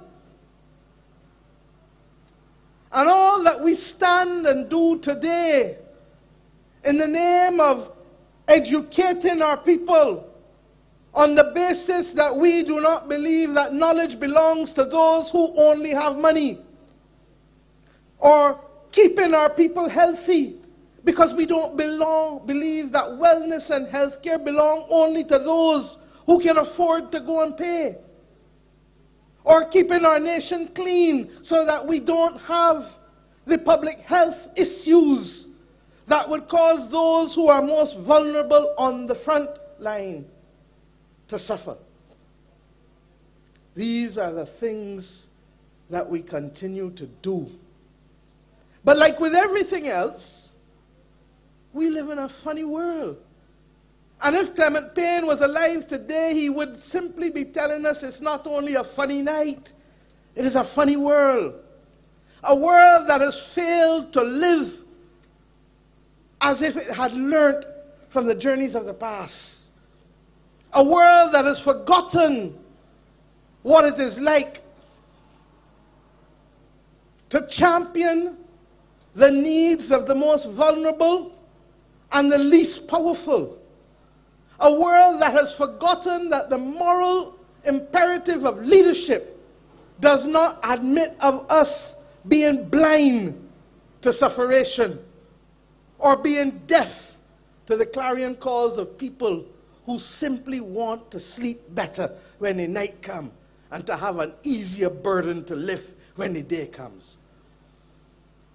When I did the first address as leader of this nation to the United Nations General Assembly in September of 2018, I had cause then, as I did in 2019 again, to reflect on how similar the affairs of the world were looking to the affairs of the world a century earlier, when the world could not unite to fight off fascism, oppression, bullying, marginalization and hunger and scarcity. And in spite of us watching it like a slow motion bad movie, like a train coming at you, the world continued on that track, continuing to marginalize countries for no other reason that I don't agree with you. And the only one who suffers then are the people who are least capable of protecting themselves. Continuing to espouse battles and to mark in the sand lines that would have people ask me as recent as today, that if I stand as a friend of one, you tell me I cannot be a friend of all. Well, we have learned are no different in this nation. We may not have much, and we cannot fight the battles of large nations, but we can humanize the world with the moral strategic leadership that reminds them that you do not need a flotilla or an army to stand for justice and to stand for moral rectitude in this world today.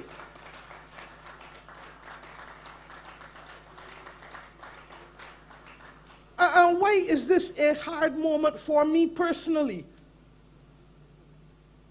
Because to have come to this point and to have to fight battles that we thought were long won by those who went before us globally, not just regionally and locally, is the most unkind cut of all. to live in a world where your ability to survive as a nation or to survive as an individual depends on how much shenanigans you can play to access vaccines and to fight the vaccine nationalism and vaccine apartheid, Jeffrey, that we have had to fight for the last 7 months is a wrong and unjust thing. And as we see the world learn that old Bajan saying, how dares you won't hear, own way you're going to feel. And what am I talking about? That the failure to be fair in the distribution of vaccines has seen exactly what we knew would happen with the rising and occurrence of new variants that threaten not just those who remain unvaccinated, but threaten the stability and the modern economy which they so wanted to defend. It is folly at its height, and we are now paying the price for that folly.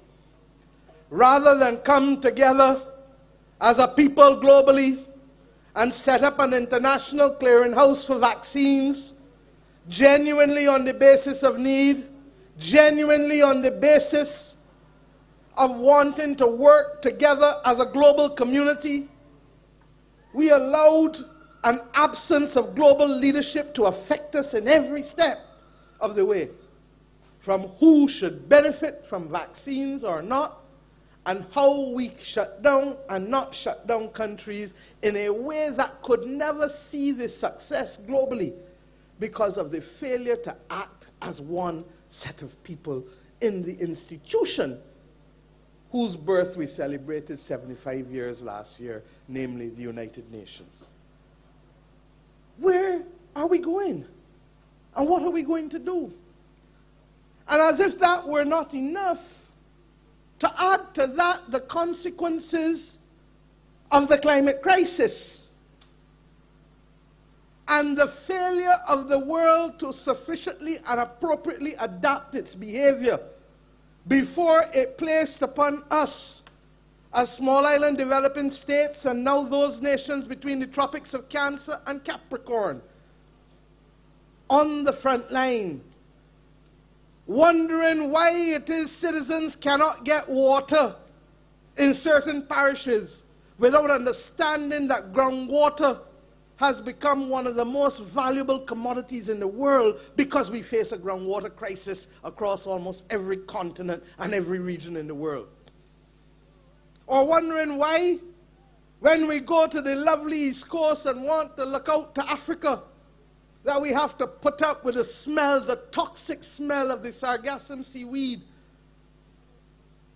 Recognizing that these things have been thrust upon us, and each of them causes us to shift away from our intended plan for development, our intended expanded education program, our intended expanded healthcare program, our intended expanded program for housing.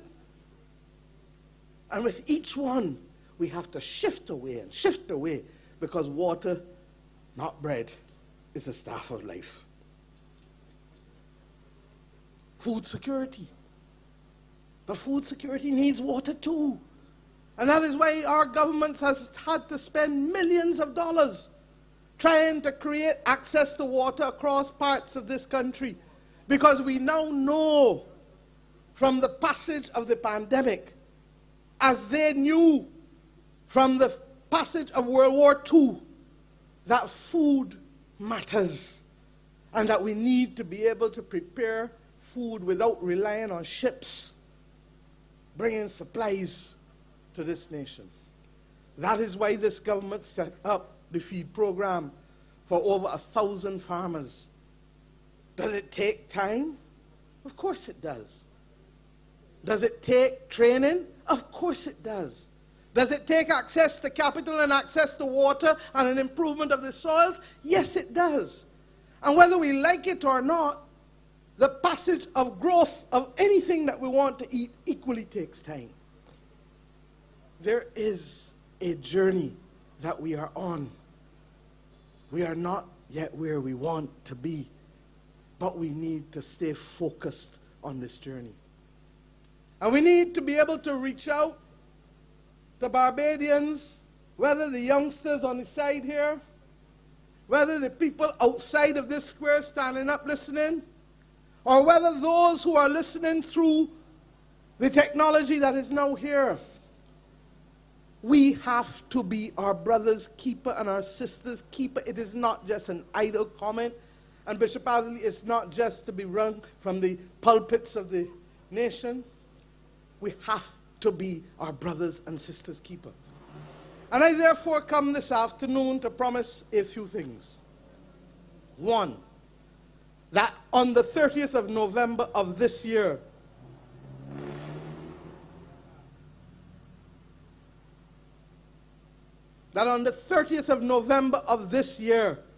our great nation which we love shall become a parliamentary republic.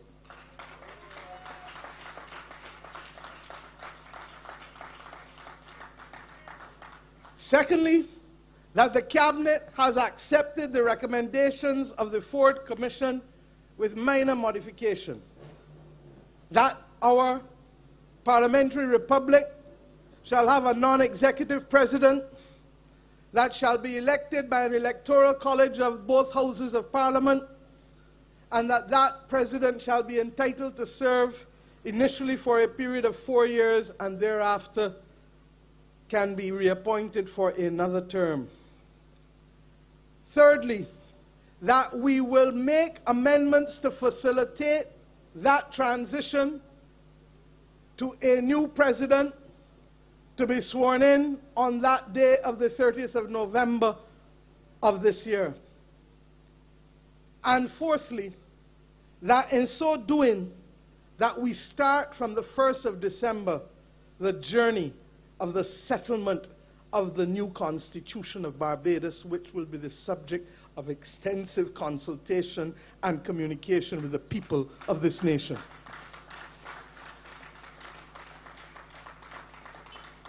But to get to that point, over the course of the next 4 months, we will start and complete the discussion to settle among ourselves what is that trajectory? What is the spirit with which we want to embrace both the Republic and the new Constitution? Who are we? What do we stand for? And that conversation will be led by the Republic Transition Advisory Committee, along with other members of civil society and the government. Because there must be a charter of Barbados that is established and brought to our parliament before the 30th of November, such that we enter the morning of the 30th of November committed to the Charter of Barbados that reflects the essence of who we are and what we stand for.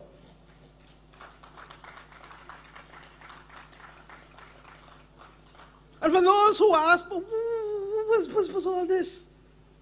A nation that cannot define who it is, or what we have done and what we stand for, and who we are as a people, will never be able to secure its way on the journey. It will never be able to do so. And therefore, across all boundaries and sectors and classes and ages and races in this society, we must, in the next few months, settle on those 2 or 3 pages that settle for us and the world what matters to us and what we are prepared to fight for as a people.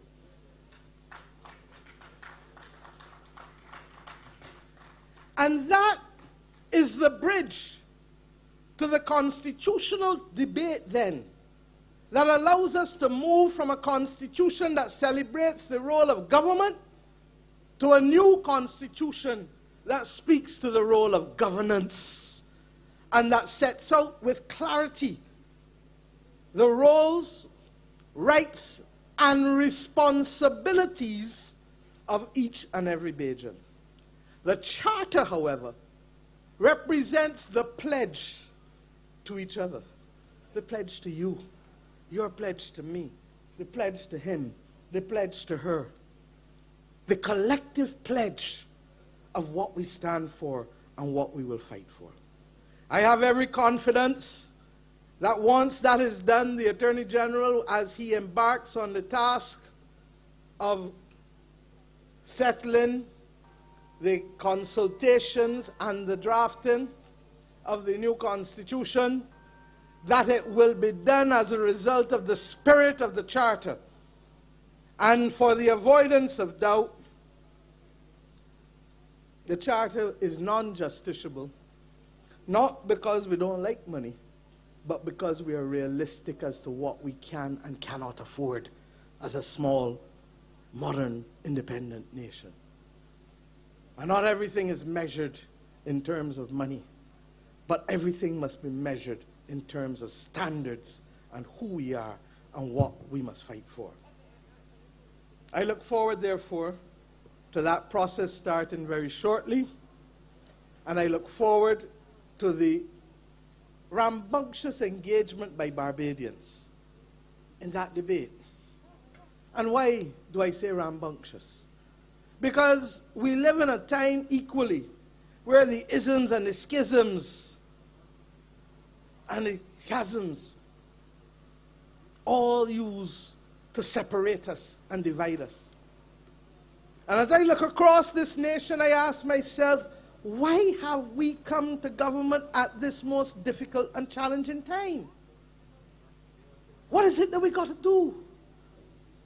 And in a very real way, we have now to show why 1937 should never have happened. We have to show why it is that those who have power must respond to the needs and the circumstances of the present and not just the past. Why we must be patient in building the future. Why the Constitution must not only speak about rights, but responsibilities. Why it is inappropriate for us to have a passive approach to nation building that is limited by the rights that we have, constrained only by the rights of others, and it stops there, boom. When in truth and in fact, it is not just about not affecting the rights of others, it is about what is it that you must do positively to build out this nation and to build the better life for each and every one of us in this nation. And Trevor, why is that important? It is easy to talk from here, but it is difficult to win the hearts and minds and souls of ordinary Barbadians and to get them to understand that the opiate of the world, entertainment, I love it, cannot be used to blind us from the realities of what nation building must be for a small island developing state that does not have the might of China or the United States of America or the European Union or those other large countries in the world like Indonesia, Brazil, India, South Africa. What is it like to walk in the shoes of a small man or woman, of a small nation? And I believe that we can be whoever we want to be. But in the words of the others who fought in 1938 with the establishment of the Barbados Progressive League, later to become the Barbados Labour Party, and in 1941 with the establishment of the Barbados Workers' Union, it could never happen without unity. It could never happen unless people found common causes and bridges. We may not always agree on everything, and I try to run a government that allows people the flexibility of dissent, because without that, we would betray the very first constitution which we want to change, which is that people should have the right to freedom of speech. We would betray the work and challenges and struggles of Grantley Adams and Errol Barrow and Frank Walcott and Hugh Springer and Charles Duncan O'Neill, all of whom fought for that day when the children of independence of this nation could mount the platform and mount the corridors of power and know the difference between right and wrong and what is fair and just for the people of this nation. They prepared us for such a moment as this.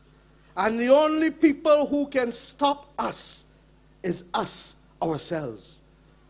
So my friends, I know that you have been here long, but I feel I have a duty to tell you that we have some difficult conversations. And they're not difficult because we want them to be difficult. They're difficult because the world in which we live has presented all kinds of things. And we have to settle among ourselves what is the road that we want. Is it going to be the road less traveled? Is it going to be the easy road? Is it going to be to go to the ends of the plank with blindfolds on and jump as if you didn't know better? Or are we going to begin to understand that in this journey that we have, I can't promise you the promised land, but I know that it is there. And I know that if we don't keep on this journey, those of us who must get there will never get there. I know that we have a responsibility to build on the past. And that is why I go in Murphy's pasture, Jeffrey, and make sure that the battles fought by my grandfather, for the vendors, for you, Alistair, in the 1950s, do not and should not be fought in the third decade of the 21st century. Or the battles fought by my father in dealing with the flooding when he was Member of Parliament for the city of Bridgetown, with the floods of 1970, should not be fought by you, Jeffrey, going forward again, especially in a world of the climate crisis. But I'm conscious and cognizant that the resources available to us must spread.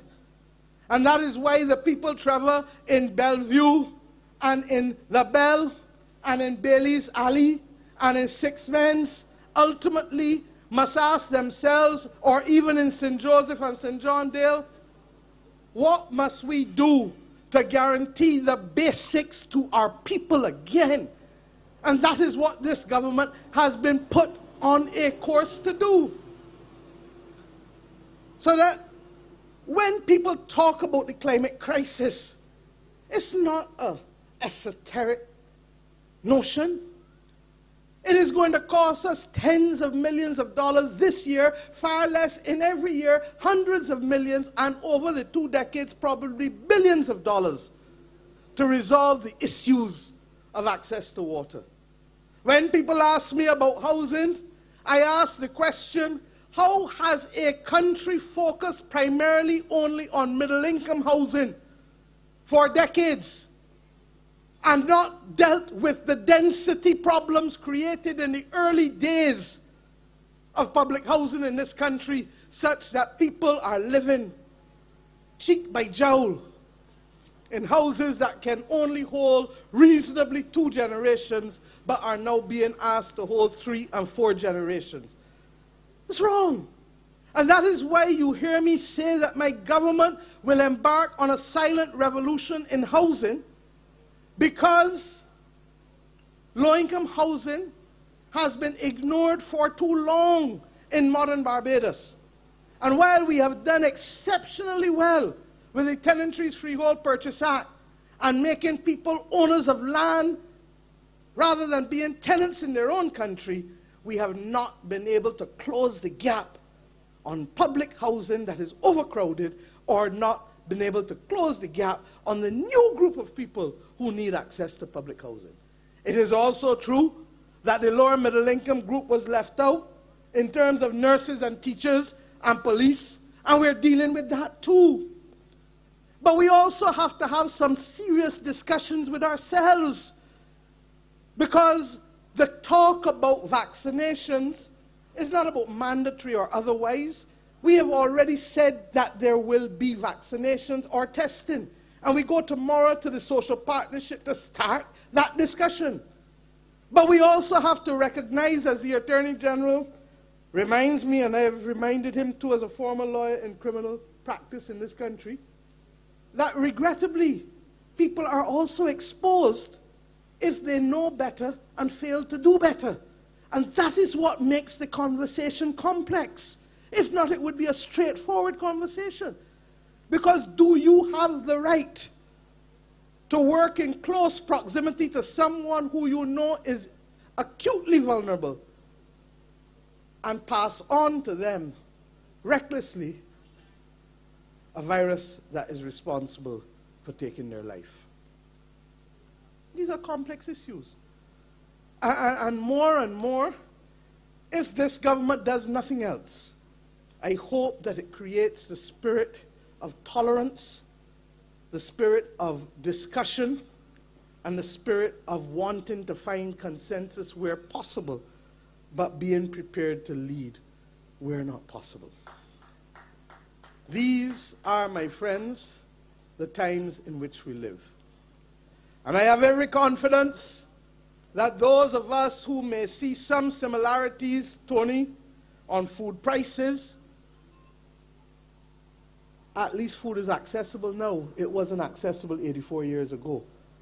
The discussion on the social partnership tomorrow also starts on the issue of prices. Recognizing that we asked for a prices and incomes protocol, and recognizing as I speak to all of you and all Barbadians through this opportunity, that a little with content is great gain. We saw the land ship here, and we saw when they went to rough seas. And we all know that when rough seas come, you can't move the same way, use the same movements as when the sea is calm. And if the worst pandemic in 102 years and the worst volcanic ashfall in 119 years and a worst and first hurricane in 66 years does not constitute rough seas, well, my brothers and sisters, I don't know what does. But in spite of those rough seas, we have to learn to save and to secure what we most value. And that is what we are trying to do now, recognizing that ultimately our salvation lies not only on what we do on 166 square miles, but how we can be global citizens with Bajan roots. Because we simply do not produce enough on our own to survive and to maintain the quality of life that we would want on our own. It is for that reason that we also have determined that we cannot continue the excessive reliance on tourism alone. And it sounds easy because every prime minister before me probably has said so. But the difference is that I can't say so. I have to do something about it. And this government will do something about it. There are issues as well as to who has access to capital and who does not. And whether we like it or not, we are going to have to work with who has access to capital, but put arrangements in place for persons to access some of that prosperity and not allow those only who start with capital to concentrate the consolidation of capital in this nation. These are our realities in a Barbados that has been hit by those trifecta of events that do not allow us the luxury of plotting our way to the sustainable development goals or to the development aspirations of Grantley Adams, Errol Barrow, Tom Adams, Erskine Sandiford, Owen Arthur, Bree St. John, David Thompson, and Frandel Stewart, all before me, and Dr. Cummins. We have the responsibility to take up now. And it can't be passive citizenship. It has to be active. So the Charter of Barbados, the election of a Barbadian head of state that says to every Bajan in this country, whether you're born in Cat's Castle, whether you're born in the Orleans, whether you're born in Pike Corner, whether you're born in Rock Hall, that you have the ability to become the head of this nation as a non-executive president is the most important thing, because it isn't about the presidency. It isn't even about the one person who becomes the president.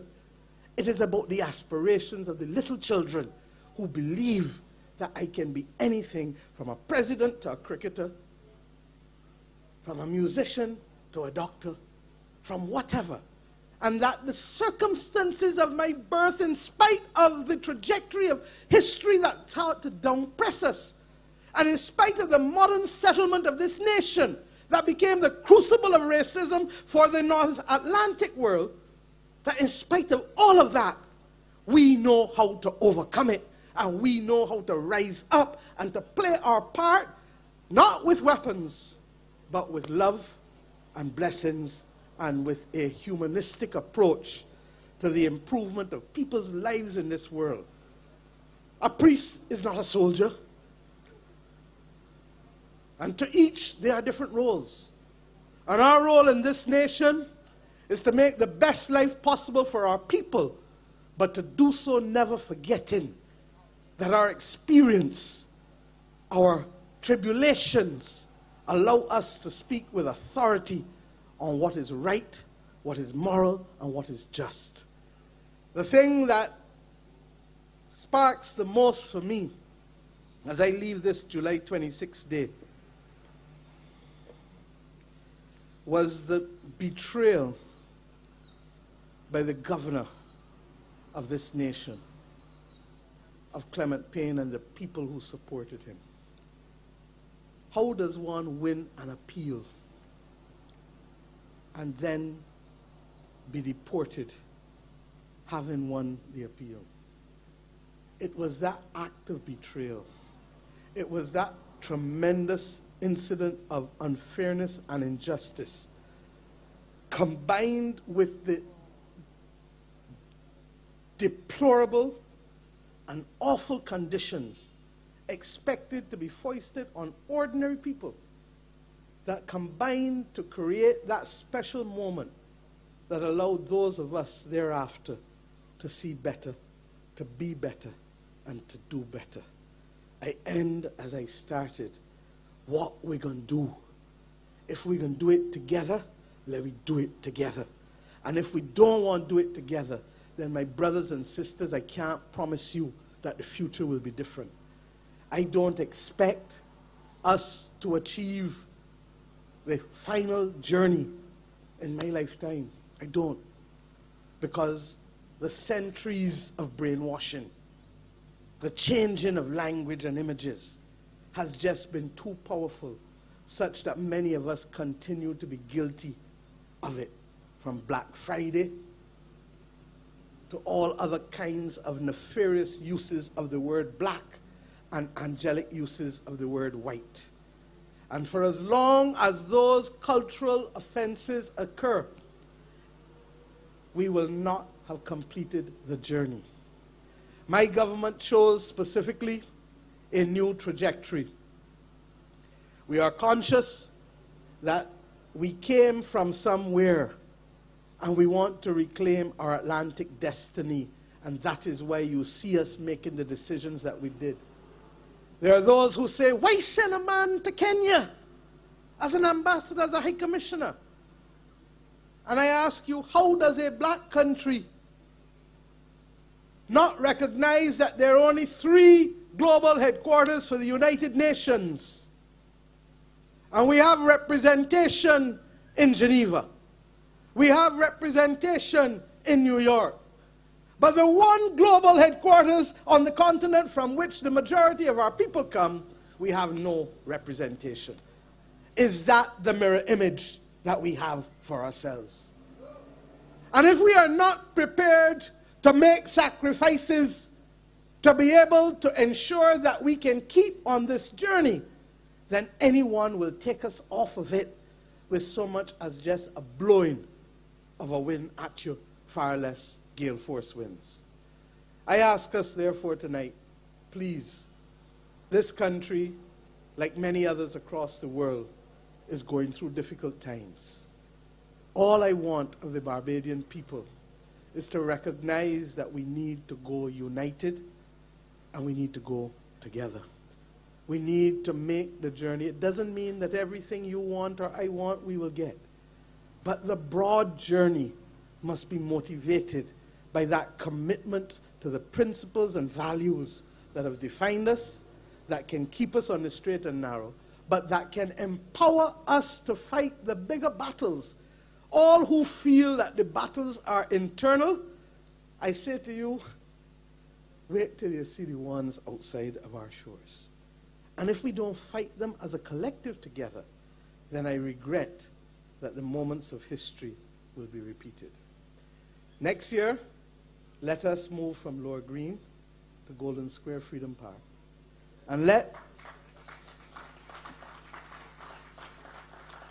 us recognize that it is not by accident that this government chose to take an abandoned, derelict building from the scene to allow this nation to breathe and to breathe clearly. Let us not be ignorant of the fact that this government also determined that its first major capital works project in Barbados, in Bridgetown, would have been for the vendors, both from Cheapside to the Mighty Griner Highway, and for the ones working in Fairchild Street, opposite what will now be that iconic Freedom Square known as Golden Square. With your help, we will continue to make the journey such, David, that this is not a fringe event for those who come here because of their institutional relationships, but that this will become a labor of love and commemoration and a platform for inspiration as to what people can achieve even when faced with the greatest obstacles as we are so faced today. Thank you, and God bless this nation. Ladies and gentlemen, Prime Minister of Barbados, the Honorable Mia Moore-Motley. Prime Minister, be so kind to join us as we now recognize the laying of the floral arrangements right here by the artistic piece of Clement Payne. And as we recognize the laying of the floral arrangements, will be done in this order. The first will be done by the Honorable Mia Moore-Motley, Prime Minister of Barbados.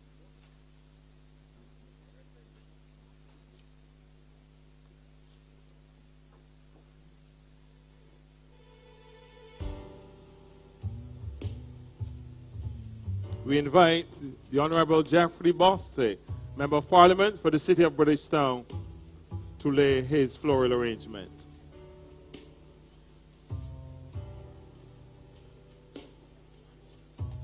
The next will be offered by Senator Tony Moore, General Secretary of the Barbados Workers' Union.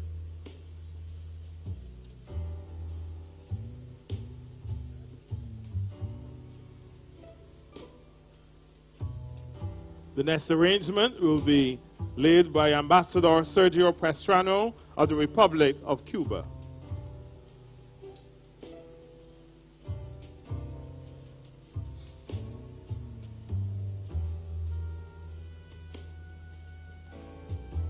And the final presentation will be done by Alistair Alexander, President of the Barbados Association of Retailers, Vendors, and Entrepreneurs.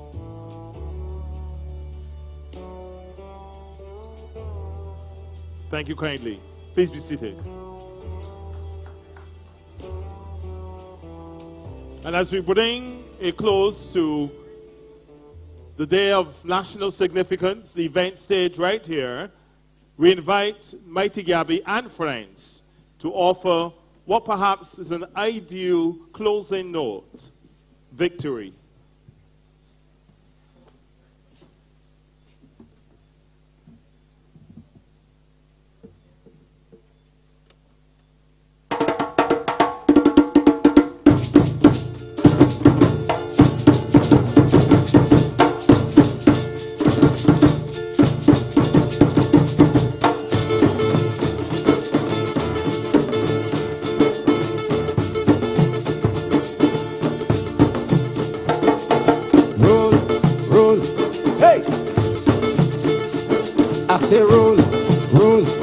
rhythm now.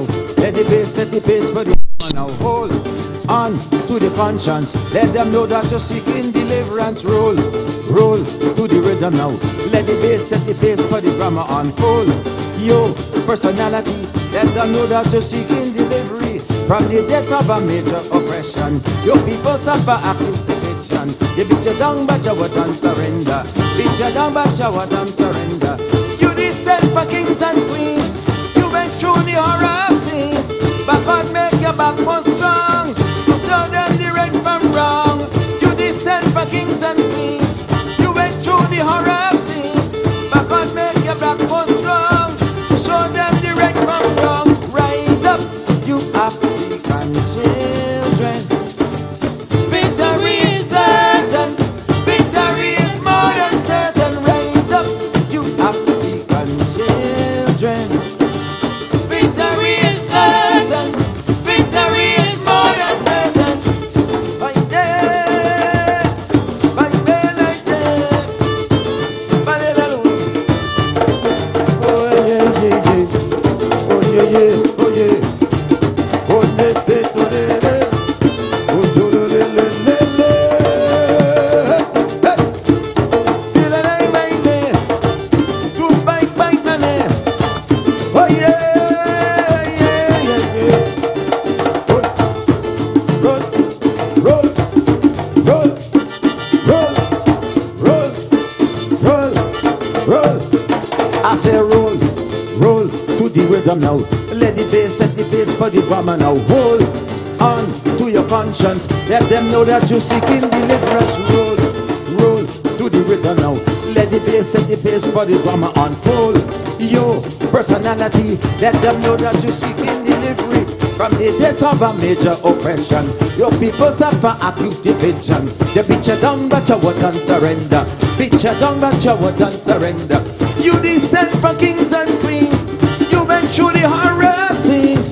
But God make your backbone strong to show them the right from wrong. You went through the horror scenes. You went through the horror scenes. But God make your backbone strong to show them the right from wrong. Rise up, you African children. Victory is certain. Victory is more than certain. Rise up, you African children. Victory is certain. Victory is more than certain. Rise up. Rise up. Give me chorus. Rise up. Hey. Rise up. Bring the chorus. Rise up. Bring the chorus. Rise up. Hey, hey. Rise up. Rise up. Rise up. Rise up. Rise up. Rise up. Rise up. Rise up. Hey, hey, hey, hey, hey, hey, hey. Roll to the rhythm now. Let the bass set the pace for the drama now. Hold on to your conscience. Let them know that you're seeking deliverance. Roll to the rhythm now. Let the bass set the pace for the drama. Hold on to your conscience. Let them know that you're seeking deliverance from the depths of a major oppression. Your people suffer acute division. They beat you down, you wouldn't surrender. Beat you down, you wouldn't surrender. You descend for kings and queens. Went through the horror scenes. God make your backbone strong to show them the right from wrong. You descend for kings and queens. Went through the horror scenes. But God make your backbone strong to show them the right from wrong. Rise up, you African children. Victory is certain. Victory is more than certain. Rise up, rise up, rise up. I say, rise up, rise up, rise up. African children. Rise up, rise up, rise up. I say, African children. Rise up, rise up, rise up. African children. Rise up, rise up, rise up. African children. Rise up, rise up, rise up. Thank you.